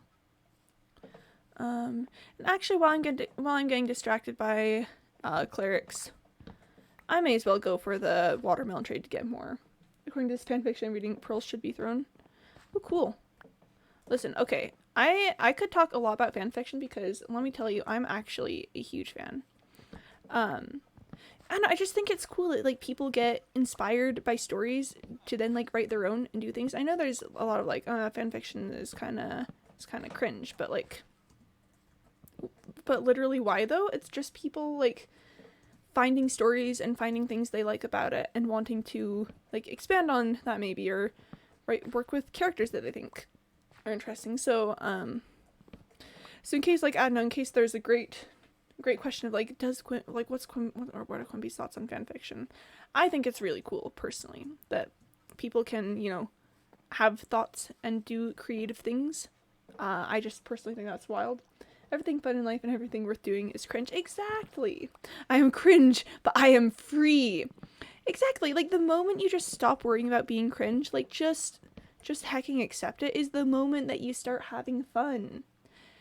Because, like, literally, who cares if something is cringe? Like, yeah, you'll be like, maybe, like, in a few years, maybe you'll be like, oh, gosh, but it's still fun, though? It's still fun, and you can still, like, have a good time with it? Like, I don't know, man. Just, literally, who cares about cringe? I don't know, just live your life. Just live your best life doing things. And if living your best life doing things is doing cool things like writing fan fiction, which is intensely underrated because people are like, no, it's so weird. When in fact it is actually, like, cool that people just write things. I don't know, man. I just I have many thoughts about that. Was there anything else I was gonna do? Oh, wait. Feathers. There are many feathers that can be traded to the Fletcher for the emeralds. And I have so much beef on me. Oh, you know that man that's like, I smell like beef.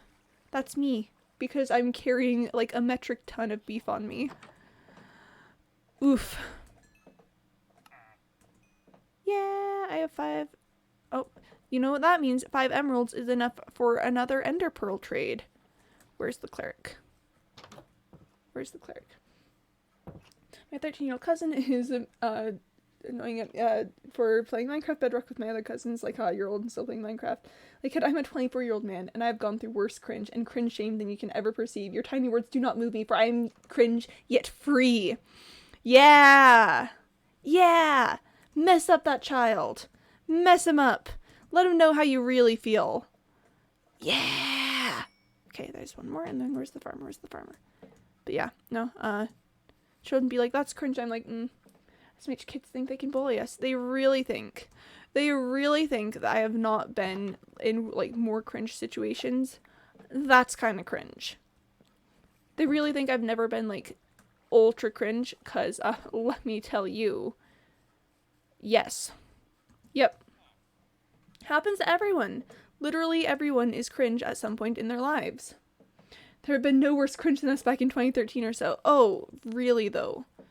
Really though. Kids have got nothing on us from, like, back in the days. Or, like, maybe they do. In which case, like, haha, that's funny. But, like, they'll get over it like we did, you know? Just, bruh. If we're talking cringe, I don't think they remember the early days of the internet. 'Cause that was cringe. You never want to be cringe in the pursuit of what makes you happy. Honestly, that's pretty cringe. Yeah. Oof. And I feel like it's only, like, really cringe if you don't own it. If you're like, oh well, but it's kind of cringe. Instead of being like, it's cringe. What are you gonna do? Sue me? You know? It's only cringe if you're not maximum cringe. Oof. I was in Homestuck back then, and that's pretty high up on the cringe tier. Yeah, see, like, there's stuff like that, and you're like, ooh, that was painful. That was probably, like, I'm probably going to be mortified about that in, like, several years. And you know what? Awesome.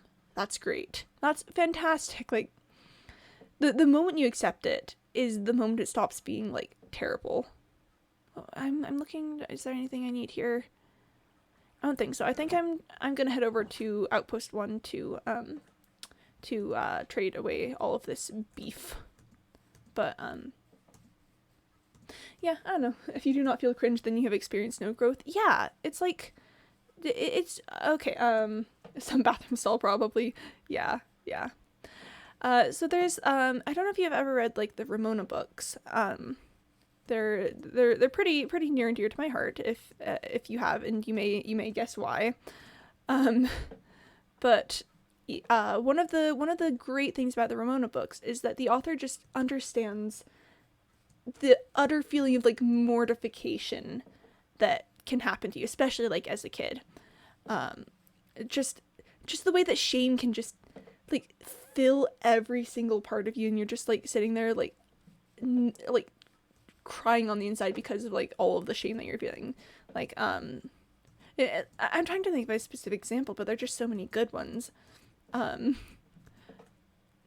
This way. I went too far to the left.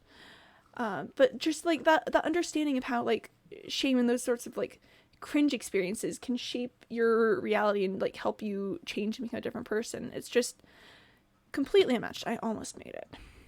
And I just think that we should all strive to recognize that, you know, being cringe is part of growing and being less cringe. And also, like, I don't know, the things that are, like, assigned as cringe, I guess, can be pretty cringe in and of themselves. Because, you know, it's kind of cringe to be like, just because you like a thing, it is cringe. Like, I don't know. Just let people live their lives and have things that they like. Pulls and thank you. You know? Rip. Yeah, but I don't know, just shame is it's a really interesting emotion. Like, not that you should like shame people necessarily, but like feeling shame for something you've done or that you feel like maybe kind of cringe is not necessarily a bad thing, because then you learn to like accept that part of yourself and learn to like, or change if that's something that you want to change. Where are all of the butchers? Where did they go? But yeah, I have lots of thoughts on like cringe and shame and stuff. Do you require assistance? Are you okay?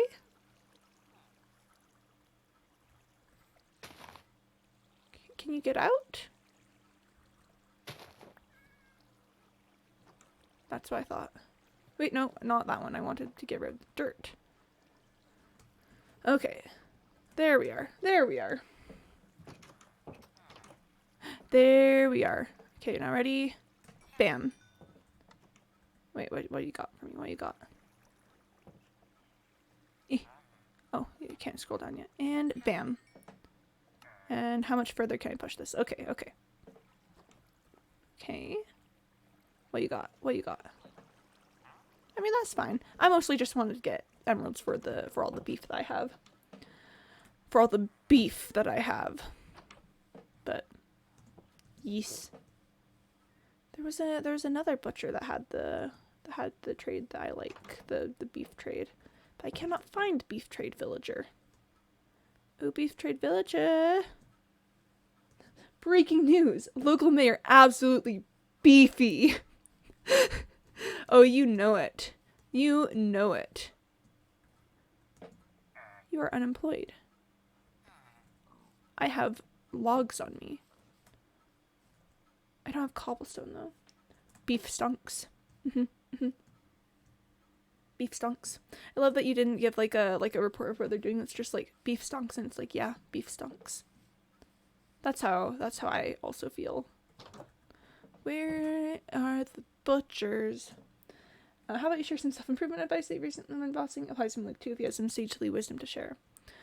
Let's see. Self-improvement advice. Okay, I always love learning from other folks. Yeah. Yep, those songs kind of speak for themselves. Yeah. I can talk about this isn't like recently. This is just kind of like a thing that I like to be aware of in my life. Are you the other one? No, you are a novice butcher. Why are you so far away from everyone? So I had a teacher a number of years ago whose class I enjoyed greatly. Had like some wild experiences with the class, but ultimately what I learned from this class was a concept that I like to call live deliberately. And it's just the idea that you should make choices with the intent of making choices and not just okay, so there are 2 of those guys. Yeah, just the concept that choices should be made with the intent of making choices and not just like living life, not just kind of running along doing things. It's like, oh, if I'm going to do this thing, I choose to do this thing, and I will take control of the fact that I made that decision. So like, and that was something I thought a lot about when I was like, do I actually like want to try streaming and stuff? And it's like thinking like living deliberately. Is this a choice that I make? Can I like commit to this choice? Is this just me like, living, just letting life happen around me, or is this me taking control of the choices that I make? And so, yeah, I think that's just some good advice is to treat choices like treat every choice like it matters, I guess. And I feel like that's kind of a weird way of saying it, because I don't think lots of people are like, well, I guess this choice just doesn't matter. I'll just not do things. It's really about just like choosing to live your life with purpose instead of just letting it happen around you. I am gonna get to the next level and please have yes, okay. There we go. There we are. Yeah, so I guess that would be my advice is learning to live deliberately.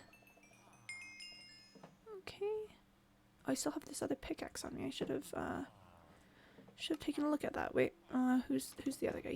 You're the other guy? Beef trade. Beef trade. Really getting beefy out here. Yep. Okay. There's that one guy who's still a novice that I'm gonna need to get chicken for. See, it was a good investment because I spent emeralds, but then I got the potential to get more emeralds with the amount of beef that I had. But yeah, so I actually like gave a speech about living deliberately, like in high school and stuff. Hold on, I gotta drink water. Yeah, so I guess that's just my advice is don't make choices passively because choices are very important. And the things you do matter. Yes. Okay, yeah, I've maxed your stuff out. Wait, you're so close. You're so close. But I guess I don't need master butchers because I don't think they have anything entirely too special. Yeah, sure, I'll just oh boy, that's a paragraph. I love learning from other people too. I don't know if I really have anything to offer. I like what Quimby said. Along the vein, just because you make a choice doesn't mean you're stuck with it. You can walk away. Sometimes we fall for the sunk cost fallacy, or we think that our investment in a certain path or way of being means that we have to stick through with it. That doesn't always lead to self-actualization, lasting happiness, etc. Because the things you do matter. You don't have to feel like you have to keep doing just one thing. Yeah, I think that's good advice. That's good advice, Maluk. It's like, yeah, make your choices deliberately, but you don't have to treat them too seriously. Here, I'm just gonna make another furnace real quick. Oh, maybe I should go for some chickens first. I can make a furnace and then go for chickens. Because there's that unemployed villager that I want to turn into a butcher. Okay, and then bam, smoker. Okay, but now I'll make sure I have enough chickens to lock in chicken trade. But just choices. They do be a thing. Oh, I need to remember to tame that dapple gray. Dapple gray is my favorite coat color. Like IRL, I don't know if look up pictures of like horses with dapple gray coats because they are absolutely gorgeous. They're just like black is the primary color with white speckled all over, and it's very pretty. It is a very pretty coat color. I like horses a lot. Thanks for reading my long comment. It turns out Twitch has character limits for chat. Who knew? Oh boy. Twitch was probably like, yo, why is this guy trying to like write a big old paragraph? What's his deal? Why is he writing all the things? And then I'm over here like, wow, good advice for stuff. Oof. Rip. And yes. I feel like I've gotten a lot better at reading aloud ever since I started streaming, just because I gotta be able to do it on the fly really well.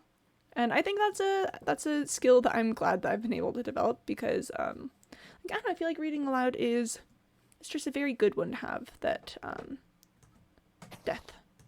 death. Yeah, so reading aloud is just like good skill that I don't really develop often. So many llamas. Wow.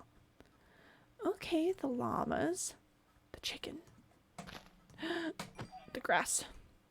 But, we love the llamas. Maybe I should kidnap one of them and take it to be my new boat llama. That'd be a very long distance for a llama, though. Because it'd have to go all the way over to Paper Plains and then over to the swamp biome nearby. Maybe there's a llama closer to the swamp biome that I could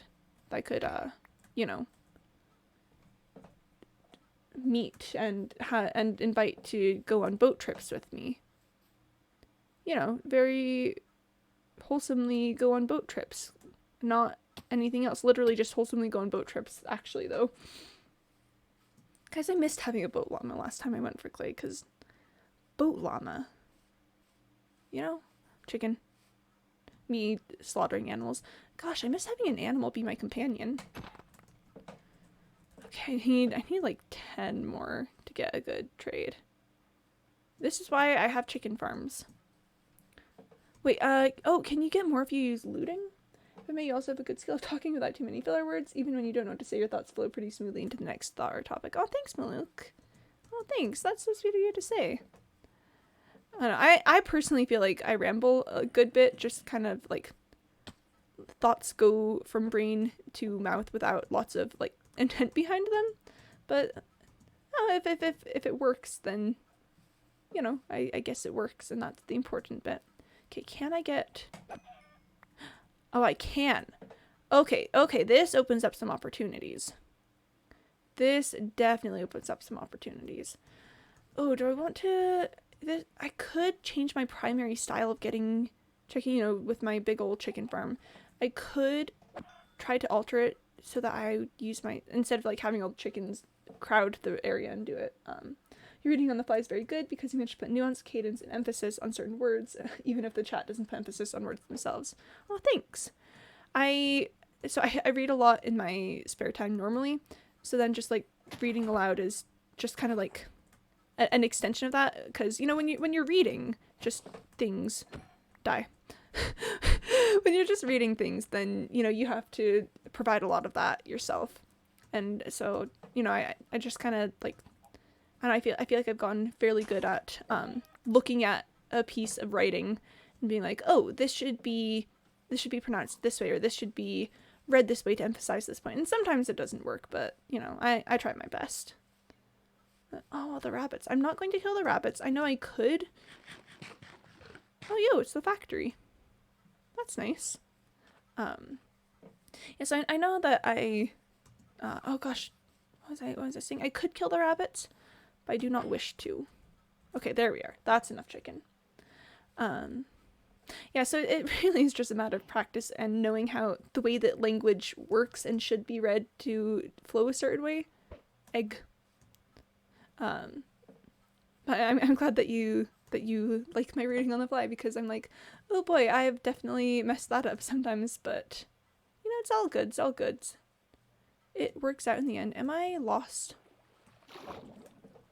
I may be lost. Incredible. Wow, this is truly an accomplishment. Getting lost again, unless it's just over here. It might just be over here. Please let it just be over here. Wait, that's the carrot farm. Okay, no, I'm no longer lost. I found a landmark. Yeah. Oof. Man, if I'm this good at reading aloud after just like 2 months of streaming, imagine how it'll be after like more months of streaming. I just like gosh, imagine after like 5 months of streaming or whatever, I'm just like a reading aloud god and people are like, what? Like how do you read these things? And I'm just like, it just happens, you know? When you got it, you got it. When you can say the words, you say the words. And everyone's like, this is so incredible. I've never heard anything like it before. I like to break the tall grass because I want to intimidate it. It's like the small grass. Small grass I'll get to eventually, but the tall grass thinks it can boss me around, so that's a no bueno. Why are you just standing here? Are you stuck or something? Well, at any rate, you're gonna be stuck being a butcher. Hold on. Hey, come in here, man. Are you stuck? Go become a butcher. Go become a butcher. Here, I'll place the block next to you. Bam.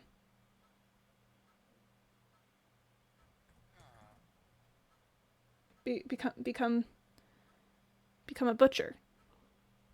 Is this guy nitwit? He doesn't have the green jacket.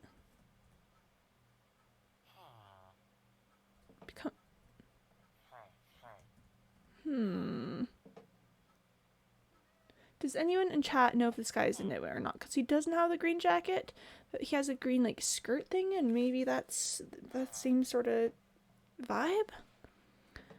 I gave him a tool block, and he says, "Huh, that seems pretty sus."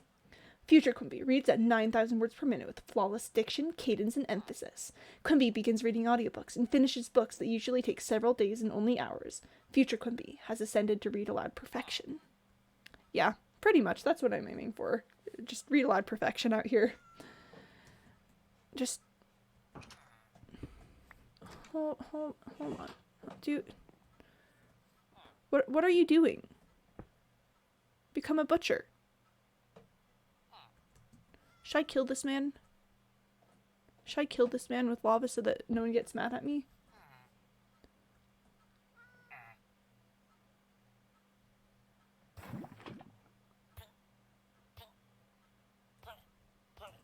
Oh no, what a tragedy. This is so sad. If only someone could have been here to stop this tragedy from occurring. It really is such a shame. Oh my gosh, I guess I might have to put together a memorial service. Truly very sad. You know, it's not a Quimby stream without just a little bit of murder. Not just a little bit of murder. Okay, I'm gonna drink some water because nighttime, but you know, just a little bit of murder as a treat. Okay, well, it's a bright, shining new day, and there probably won't be another villager around here for a while, so I'm going to use the chicken I just got on that one guy who's still an apprentice. Wow, look, things are so pleasant and happy and peaceful around here, and there's nothing wrong at all, and no one should be concerned in any way, shape, or form. Incredible. Oh, and look at this guy. You're going to get another trade. Yeah! Oh, you'll love to see it.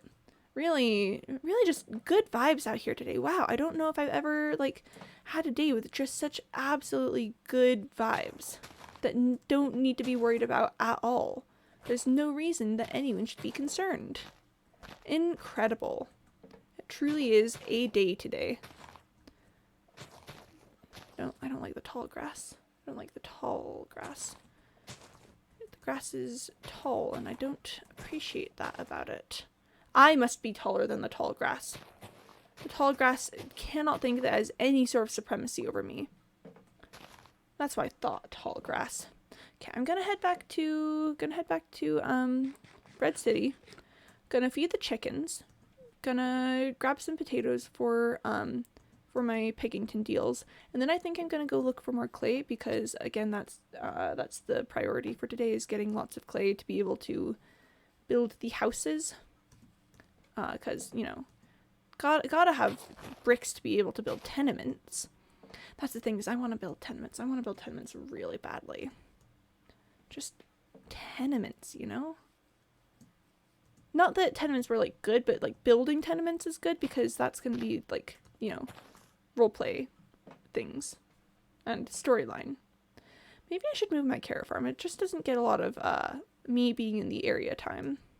I mean, I guess I could stick around a little bit right now, just kind of see if there's some chickens. I could I could just take care of some chickens around here. Don't want to stray too far. Don't want to stop the carrots from growing while I commit atrocities. I don't like it. Get out. Get out. Don't like the floating grass. Be gone. Be gone, floating grass. Sheesh. Rip to the floating grass. It thought that it could fly, and I can't fly, so it can't fly. So, you know, I had to deal with it. Yeah, I feel like suddenly I went a lot more vaguely murderous. Which is fine. This is fine. It's all fine. Don't need to worry about it. Ooh. Oh, you know what I want to talk about? I want to talk about the 118 snapshot a little bit, because I saw some stuff about that yesterday, and I have some thoughts. So first of all, hostile mobs not spawning other than in level 0, that sounds hecking incredible. Not me being so constantly afraid of the dark and all the things, having something that would be not that sounds really good to me, actually. I'm like, yay! I could not have to just place torches everywhere because I'm like, will something spawn there? Will something spawn there? So I'm very excited about that. But I am, like, I don't know, just, and this might be like just a little bit petty, but just watching, oh, I should have left the smoker there. This is fine. I started looking at all the terrain that was generated by the things. And I was like, oh, but it's also like rocky and stuff. There's no flat spaces. Cause you know me, there's already 118 update. Yeah, so 118 is gonna be the part 2 of the Caves and Cliffs update. So that's good. So you know they've 117 added a lot of like blocks and creatures and stuff that's gonna be and stuff. 118 is going to add like all the biomes and the changes to cave generation and like resource generation. And honestly, a lot of it looks pretty cool. Like having the resource generation scaled is gonna be annoying for me personally, but it does make sense why they're doing it in the context of like, you know, realism for how actual real life caves are and stuff. I wish to not have the eggs. Oh, I forgot to not hold seeds at first. Hold on. There we are. Mobs no longer spawn above light level 0. No more creepers in my houses. Okay, yeah, no. So that's the thing. That is the thing that I'm most absolutely excited for because I fear the darkness so much. I'm so intensely afraid of the darkness that here, actually, hold on. Let me just I'm so intensely afraid of the darkness that I'm just like frantically put torches and light sources everywhere. But in the 118 update, that's no longer going to be a thing because hostile mobs only spawn in light level 0. Apparently the devs are talking about how like they wanted people to be able to see if mobs could spawn somewhere, not have to like check F3 or whatever, which seems pretty poggers if I'm not gonna lie. And the whole cave thing does look like really cool with the changes in generation and all the stuff. But my own personal very very kind of petty concern. Oh yeah, no more need for ugly torches everywhere. Yeah, no, it's gonna be great, but I'm just worried that there will be no flat spaces because you know the generation is changing so that you can so that like mountains can be anywhere. It doesn't all have to be like in a mountains area. I'm just worried that my large scale agriculture needs will be affected by that because if you know if the generation's being changed with a lot of that, it's like but will I be able to just go and like find a flat space of ground large enough to build a huge farm? So that's and you know that might change in the future. Like they might still be like working with that a little bit. I don't know because the snapshot is out, but nothing else as far as I know. So you know that could change in the future. No, I want all the feathers. There we are. That's a lot of feathers. Okay. So that could change in the future with the generation. But I'm like, but will it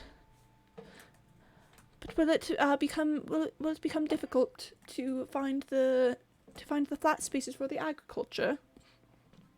So yeah, so 117 I've been somewhat happy with, maybe a little unhappy with like the blocks changing. But 118 looks like it's gonna have more good than bad kind of stuff. Because it's gonna change up like the generation of things, and the big old giant caves, I'm not gonna lie, do look really cool, and having like all the underground systems and things, that does sound very exciting. And you know they introduced all the like new creatures and stuff, so it'll be nice for them to like see where they should go, like me being like, what are glowberries for? And it's like glowberries were built for the lush caves underground to be a light source, and you know with that being a light source, that'll prevent mobs from spawning in those areas, so it'll actually be like a safety thing. So that'll be like interesting to see at play. I need to remember to get potatoes before I leave. But that's just like my main hang up with me being me and having my my large scale agriculture vibes, is being like, but will there be enough space to do farming? Because I personally am a big fan of the farms, actually. I need to drink some water real fast. Water. Very tasty water. But, yeah, oh, what else are they adding in the 118? I remember there was something else that was really big. It's like the caves and the mob generation. Oh yeah, but, goat horns? Okay. Goat horns, I didn't know that was being added. The warden? Oh yeah, the warden. That's not in the snapshots, so I haven't, like, seen anything about how it's gonna be, but, I do know that's absolutely going to terrify me when it happens, you know? I'll just be, like, underground doing things, and I'll be like, heck, heck, heck, heck, heck, heck, heck, heck, heck. Like, I'm pretty sure you guys can already tell how having something like the warden and me being in the area is gonna go down. You already, like, under the best of normal circumstances, it's like, oh no, I fear, I am so scared. And then having a big ol' lumbering boy coming at you, rip to me in particular. Wardens are blind, apparently. Yeah, they go off of, like, sound and sensing and things, and you can, like, toss stuff to get them off your trail. But, so apparently they're supposed to be, like, larger than iron golems. And that terrifies the heck out of me. Okay, I gotta go sleep, but, you know, iron golems are already, like, one of the creatures that I fear most in this game, due to the fact that they are very large and would like to kill me if I make one wrong move. But imagine that, but something that's, like, legitimately hostile, like, you can't just vibe with if you're not, like, if you're not hurting villagers or whatever. It just, like, legitimately does not want to vibe with you. I need to drink more water. But, yeah, it just sounds, it sounds very scary, actually, is the thing about that. That's probably enough. That's probably enough of doing, you know, the things to, clear out the space. Oh, I might make a quick trip to Outpost 2. I was gonna just, like, head back to Bread City or look for clay right now. Maybe I'll look for clay as I go, but I kinda want to head to Outpost 2. Cause I haven't been there in a while, and we're Quimby Punsing Warden whimpers. I'm baby. I am simply too small for all of this business. Like, you are very large and intimidating, and as I'm sure you can see, I am very small and scared, so maybe if we could just not. If you're super worried about them, the internet says they don't detect sneaking players. Oh, that's good to know. That is good to know. And actually that makes sense, but you have to stop sneaking to, like, jump and do various things. That's gonna be utter terror and devastation on me. Hello. I am just small. I'm simply a small Minecrafter. I do not wish to fight you, Mr. Warden Man, and Warden will be like, too bad, and then I'll die. It'll be great. Oof. Yeah. Yeah, imagine being so baby in Minecraft that when the warden shows up, you're like, no, please. Please, no. It's like, listen, man, I haven't even, like, found a nether fortress or anything yet. I'm just really small. You know. This is, okay, so this is Outpost 1? Hold on. There's clay down here, and I'll just pick it up. Because, you know, that's the priority, is getting clay. But yeah, me and the warden is probably going to be a very amusing combination, but it will absolutely terrify the heck out of me.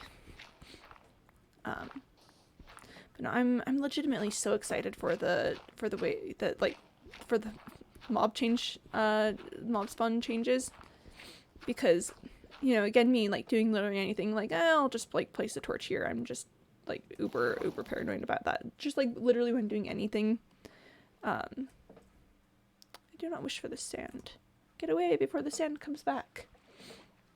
Get away! Okay, just, yeah, no, 118 looks wild. 118 looks like it's really gonna change, like, the fabric of the game. And honestly, I kind of like that because, like, listen, I may be very new to the craft TM.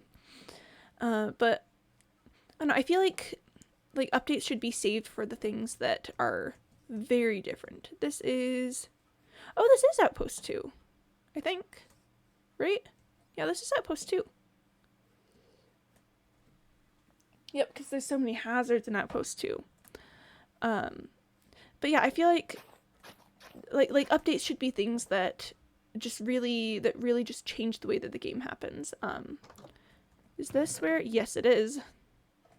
I just wanna trade some glass with my homies, you know?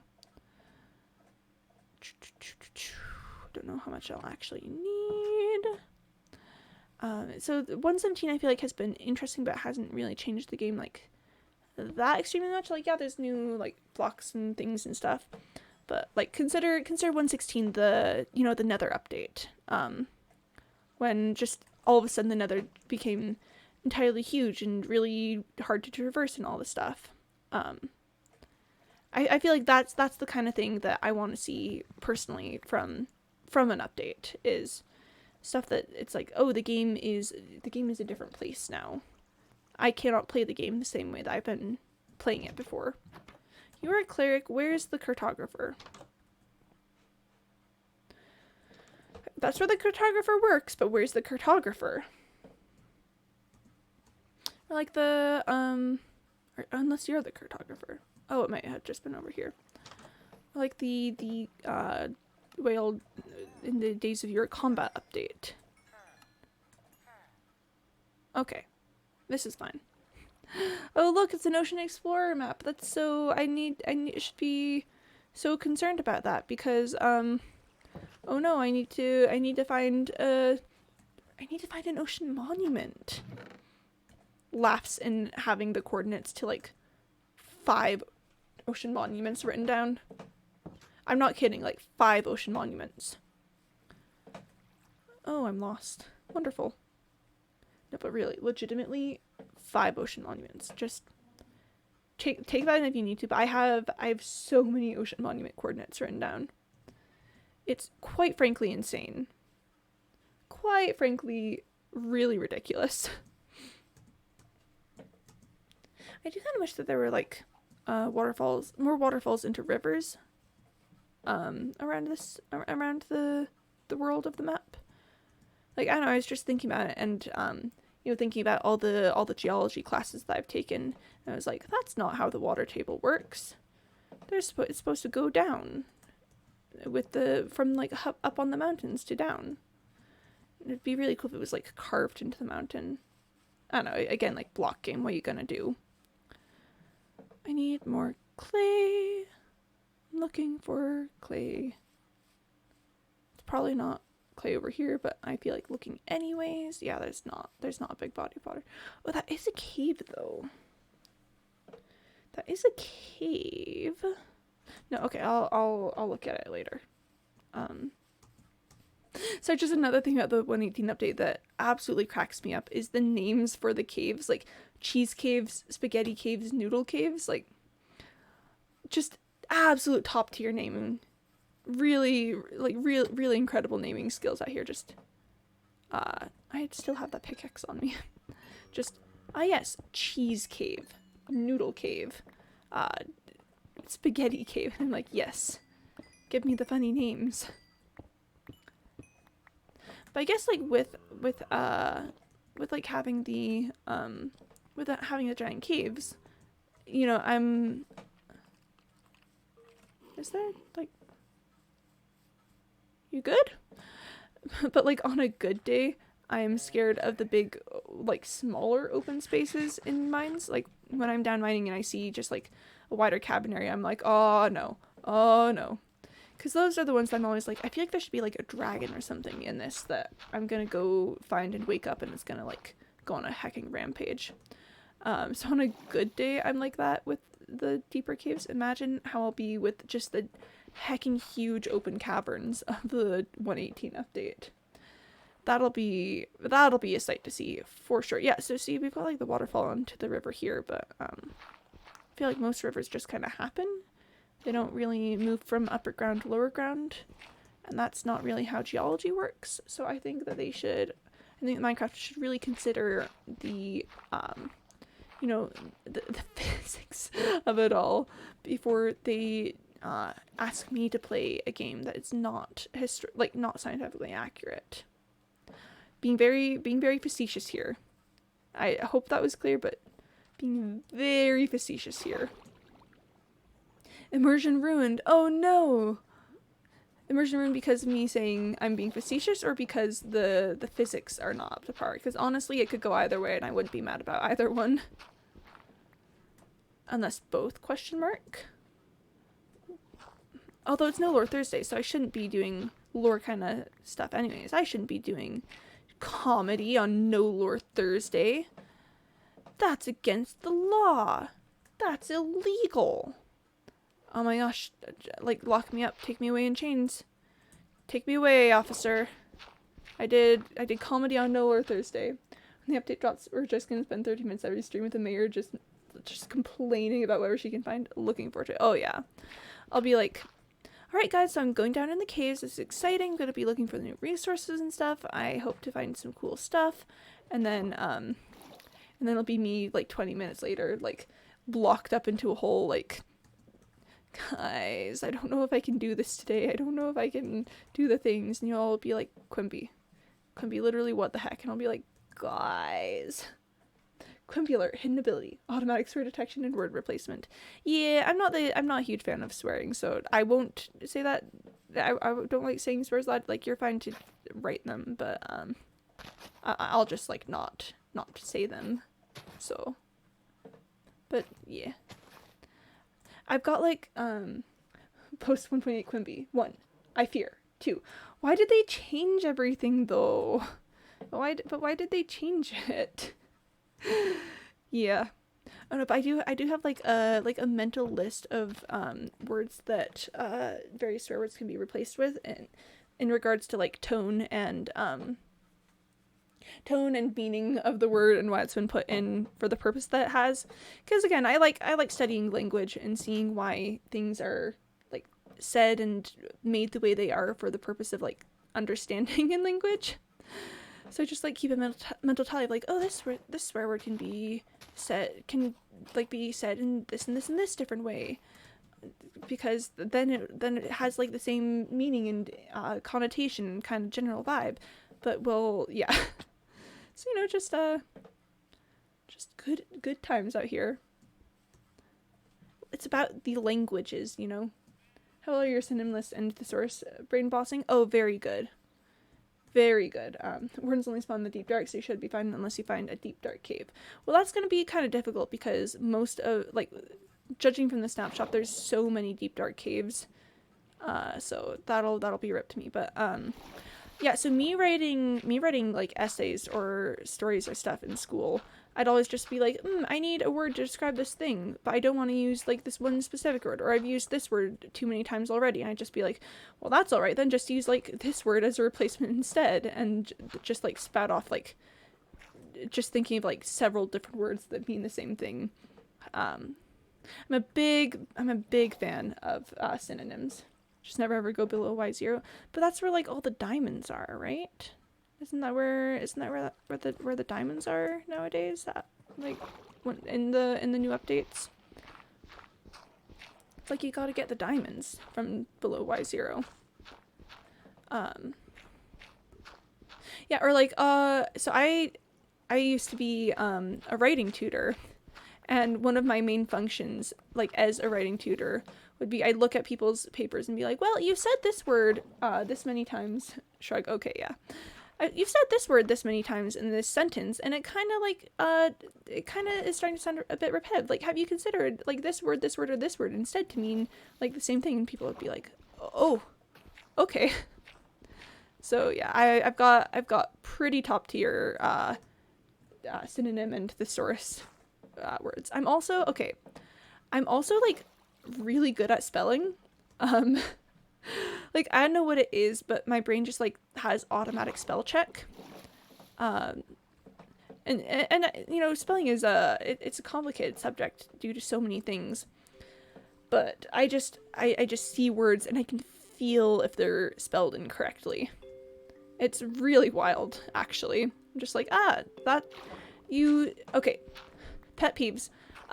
The word peak, or like I guess the three words, the three homophones that are pronounced peak. They all mean very different things.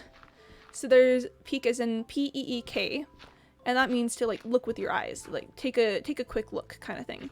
Then there's peak as in Peak, which is, you know, like mountain peaks. It's top of something essentially. And then there's peak, which is Pique, which is to like take interest in, like pique your interest. Um, and it like physically pains me when those three words like especially are mixed up, because it's like, wait, no, it, like pique my interest is in like mountain peak. I mountain peak your interest. I'm like, and I know it's like it's so petty, and I try to like not make a big deal about it to like people's faces, but if I'm just reading something and they've messed it up, then I'll be like, bless. And again, like I know that not everyone has like spell check brains, so it's not like, well, they should just know better. Like, oh, if I filled my inventory. So it's like if people don't spell words correctly, I'm not gonna like be like, well, you're just bad at life. It's really just more of a me in particular I feel sad about it. I don't need that. And not really sad, more just like, oh, well, my old nemesis, this one word. Or oh, the three theirs. Okay, so fun facts about Quimby Day right now. I can also hear spelling. And people mispronounce the theirs all the time. So like and you know when people are like, but you can't really tell the difference. There's like there's definitely a difference. So let's do the last. Ooh, I'll read your thing once I'm up on the surface. It's funny with homonyms because a lot of English as second language speakers that I know, including myself, very rarely get homonyms mixed up in English. But I mess so much up in Filipino. Really gives a lot of perspective with learning a native language versus another language. Yeah, those are good thoughts. I don't know which way I'm supposed to go anymore. I will go this way. Oh, I think I know where I am. Yeah, homophones are so wild because you know, they all sound the same, but they do not mean the same thing. So on the subject of like the three theirs in English, the way they're spelled can give you a clue on like the slight pronunciation differences that you can hear, and I don't know if like you'll be able to pick it up on me saying here, but I'll do my best. So like there as in over there, THERE is more of a like there. It's just like a flat ERE there or there. Whereas opposed to like there as in their thing, THEIR there, and it's so subtle. It's so subtle. It's like there, like over there, as opposed to their thing. It's like a little lighter. And then there's the THEY''RE there, as in they are, and that's there. There's like a little bit of the Y in it. Oh, I can hear it. Oh, cool. Yeah. So it's, and again, it's like really so picky. It's really so picky, being like, ooh, but the theirs are like, they can be pronounced differently and said differently and stuff. I need a minecart. I need to put a minecart in my inventory somewhere. Oh boy. I guess I cannot have sticks.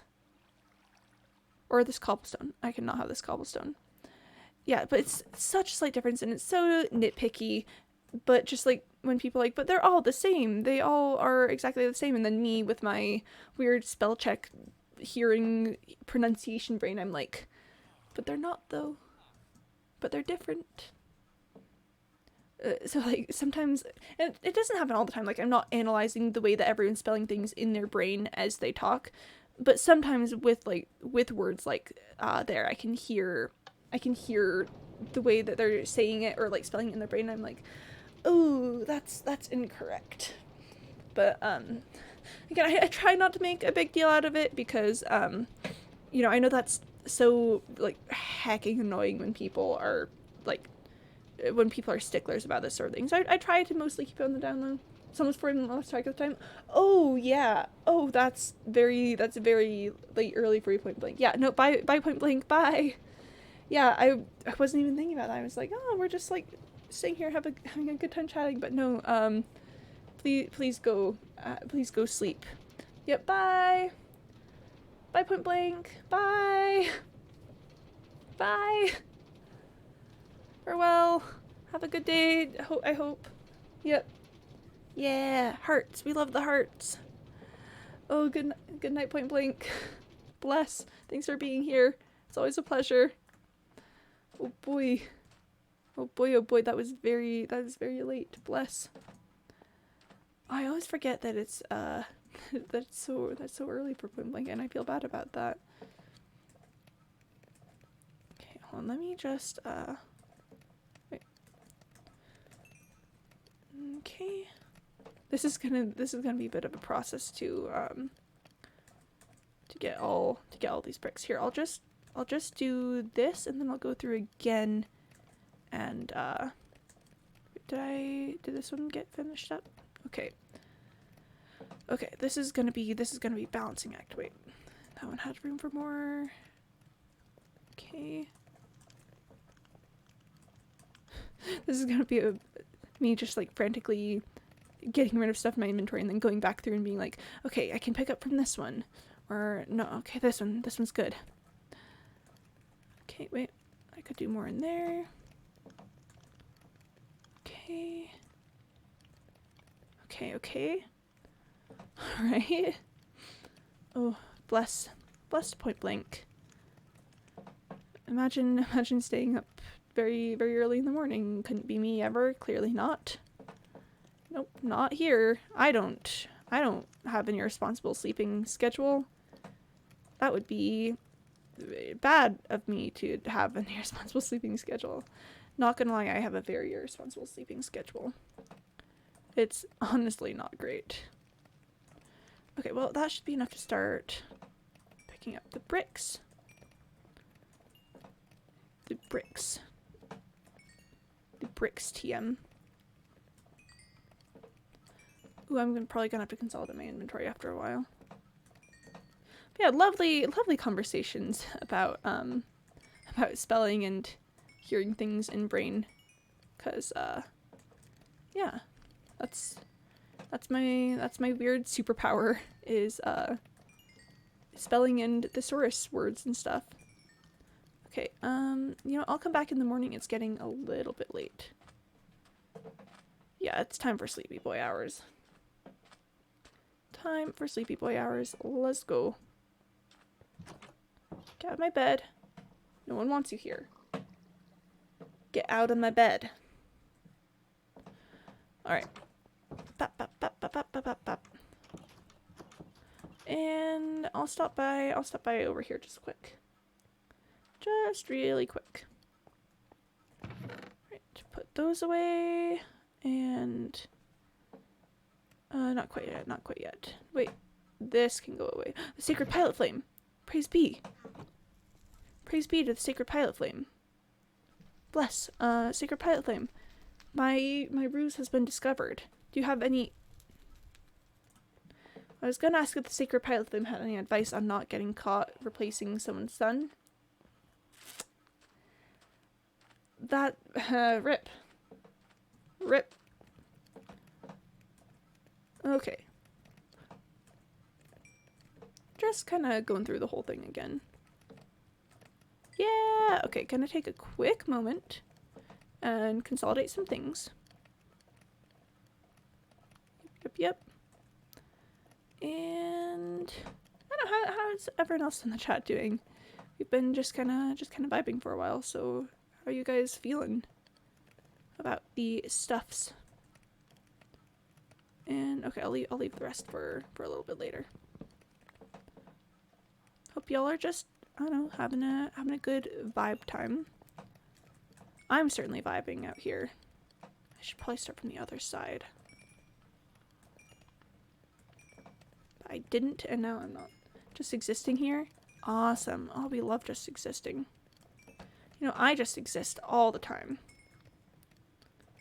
Just kind of vibing, trying to stay awake. Oof, rip. Oh, bless to you, Mr. Maluk. I'd say I'll do something exciting to keep you awake, but it's no lore Thursday.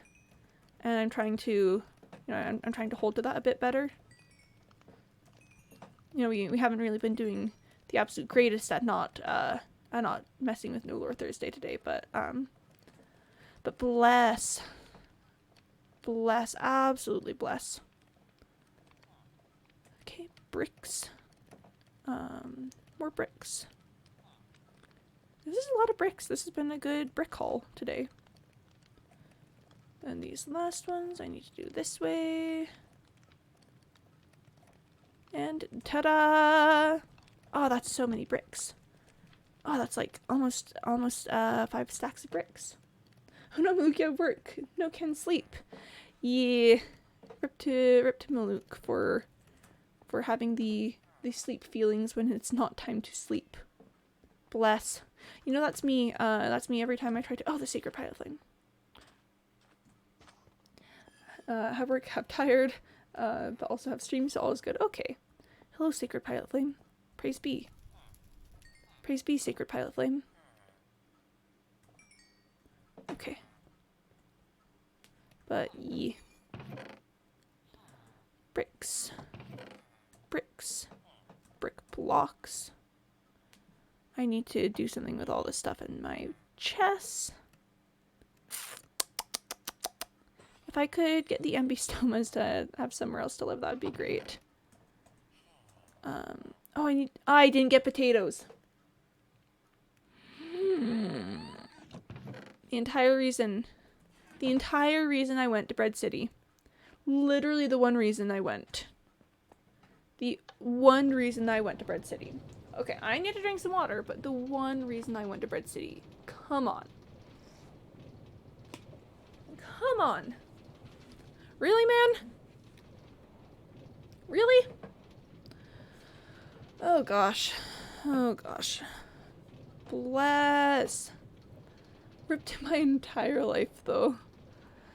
I'm just like, oh yeah, no, I think I'm good to like just go back. Meanwhile, the potatoes are like, yoo-hoo!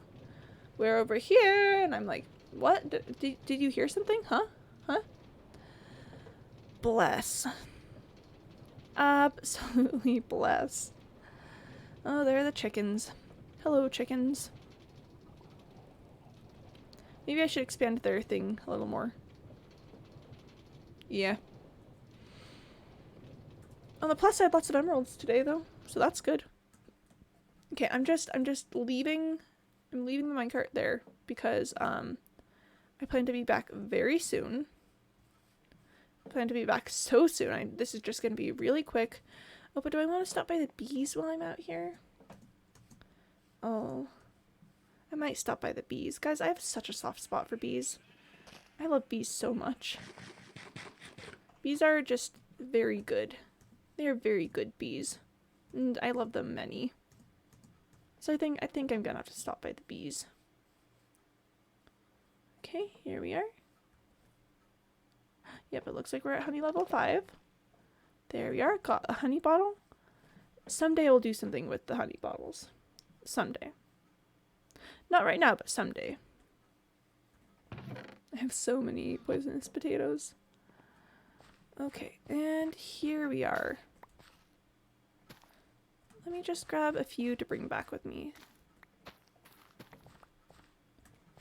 I think that might be all that's ripe, so... I mean, 8 potatoes isn't bad. I guess I could bone meal up some more. Oh, here's another one. 10 potatoes. Listen, I might stay in the area for just a little bit. Here, let me let me do some landscaping. We're kind of winding down with stream stuff, so we're just gonna have some chill getting rid of grass hours for, yeah, because that's how we stay in the area for the potatoes. Oh, so sorry, sir. I do not have potato for you. These potatoes are not for you. These potatoes are for Sir Piggington. And yes, I know this could be faster with the water bucket, but I'm specifically trying to take time here. It's called stalling.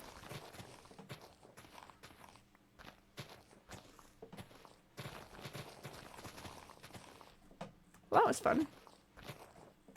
Just a little shake there.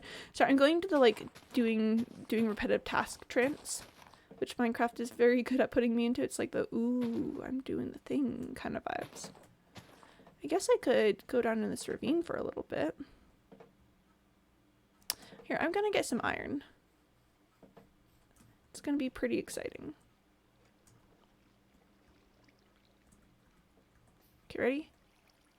Look at that, iron, right there. Really incredible, you love to see it. Okay, right, there's some. Oh my gosh, there's iron in that waterfall. Who could have foreseen? Alright, I gotta go for it. Got him. Really got him out here.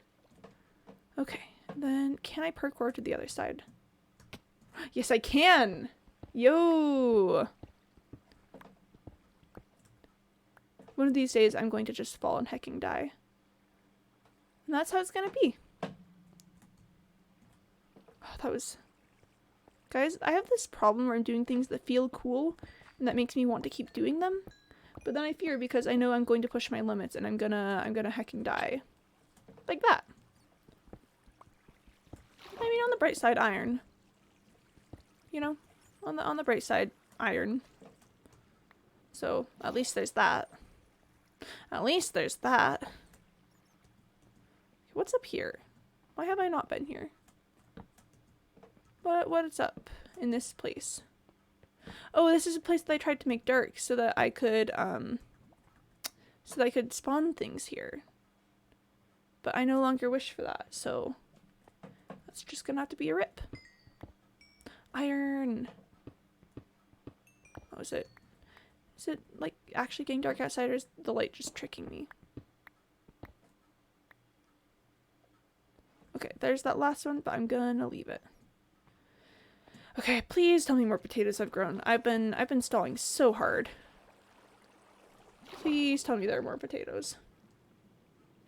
I mean, you guys can attest. I've been like really working hard to stall. I've been working very hard to stall.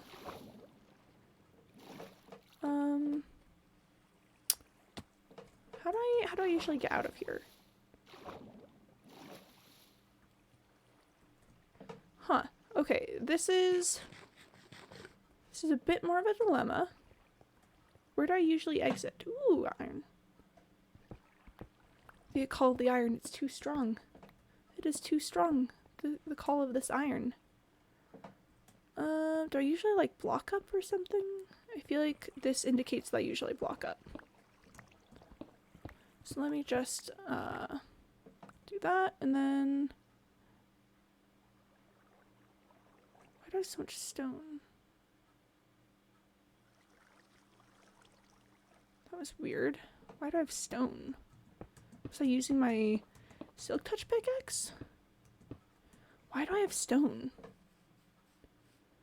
That was why? Okay. Alright. Sure. I mean, there's more potatoes, so, that's all that really matters, am I right? The game is being weird. Woo! Okay. Alright, okay, it's time to go back. It is time for sleepy boy hours. Okay. Rip. Oh, and the wheat is growing too, that's nice. That's nice. The creatures of the night are probably also growing. So rip. Creatures of the night, please do not notice me. Let me sleep. Yes! Yes, it is sleep hours. Okay. Alrighty then. Well, time to go fight. Time to go fight some boys. I will fight you. I will fight you now. Fight complete. I will scan you now. Scan complete. Reference Big Hero 6.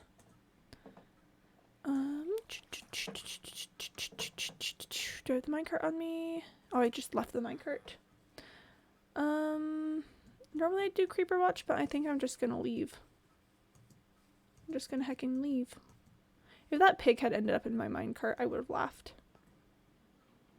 That would have been very funny to me.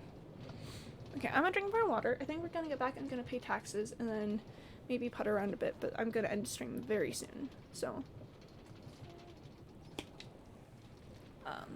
yeah. I kind of want to start prepping you guys. I'm gonna be gone again next week. I need to visit my grandparents, so I'm gonna be streaming like tomorrow and Saturday, but then all of next week I'm gonna be gone. I'm gonna be back like the Monday after next. And I am gonna have to move my Saturday stream up a little bit. It's gonna be at like, I haven't decided exactly the time, I'm still working with plans, but it'll probably be closer to like 10 o'clock instead of 1. So, yeah, just keep an eye on that. I'll talk about it more tomorrow, probably like while Point Blank is here and stuff. But, yeah, so that's gonna be a thing. I know, I'm sad about it, because I really like streaming, guys, so I'm gonna miss it. But the grandparents, you know? The grandparents are pretty important. Oh, you know what I never did? I never moved my stone. I never moved my stone from the railroad over there. Awkward. Oh, that's so awkward. And I never put this bottle away. Luckily I have some in one of these chests. Is it in this one? I thought I had honey somewhere. Wait, I thought I had honey somewhere. Where did the honey go? Oh, here it is. Here it is. Oh, I know I have stone. Because of right there. Okay. Alright. Okay, drop this off. Oh, stone can go right there. I should have andesite somewhere. And then I'm gonna go pay taxes, and then I'm gonna move all of my things around. Andesite's just gonna go in there. Wait, no, here's andesite. Oh, there's also andesite here. That's inefficient. Unless, nope, wait. Yeah, no, actually, that's fine, that's fine. Sorry, guys, I'm just a little bit of a mess. Okay. Okay. Alright, time to go pay taxes. Let's go tax. But, like, not really roleplay taxing. Because, no Lore Thursday. There you are. And 64 plus that is 78. 78 divided by 3 is gonna be 26, I believe. I believe it's 26. So just gotta leave 12 there, right there, and yep. Alright. Looking good, looking good. Taxes. Okay. At any rate. Oof. The rest of the emeralds go in here. Oh wait, I can consolidate them into more blocks, which is good. No. Because I love the emerald blocks. Okay. Just kind of puttering around here for a little bit, guys. And then potatoes will go in there. Unless, I think they're supposed to go in there, but that's fine. I can turn some of this coal into coal blocks. Okay. And that goes in here. And okay, and it's time to move the stone. Stone movers. This is fine. This is fine. And I still have a little more clay to move, don't I? Yeah, I just entirely forgot about that earlier. It just really slipped my mind. Okay. And then, yeah. Yeah, that's quite a lot. Okay, I'll be right back for that. I'm gonna move that and then I think we're gonna be done for the day, so. Yay! Oof, you guys are troopers. Oh gosh, imagine remembering literally anything. Kinda cringe remembering things. Okay. Chest and minecart. And I'll put that clay ball there, and then the rest of the stone I usually put over here. And cringes. Okay, yeah, we have learned this. We learned this from earlier in the stream, our discussion about how cringe is actually like perfectly normal and fine. Good callback to previously in the stream, Mr. Mlunk. Good callback there. That was a good remembrance of the things that we were talking about earlier. So yeah. Look, here's the Shiza grave. Just had to point that out because I still think it's incredible that a creeper basically made a perfect reference. Here, let me just scooch this a little closer. Thanks a lot happened tonight. It was a good stream. Yeah. It's a good, just no lore Thursday. Which, to be fair, some lore did happen, but nothing too intense that I can't actually deal with tomorrow. So, yes. Good has been done here. The no lore Thursday has commenced. Okay, I'm just gonna drop off the stone and then just gonna go ahead and end things. But yeah. Oh, the sacred pile of flame. Praise be. Praise be. Okay, that reminds me. Yeah, that's what I thought. I'll take care of that in a while. Not quite yet. Oh gosh, there's a little bit extra. This is fine. I'll just keep some in here. Okay. Stone, and chest, and oh, surely I can put another minecart in here. I'll move this one piece of paper. Alright, there we go. Okay. Gonna run over here, take off the armor, and F5. Alright, well, thanks for coming to the stream today, guys.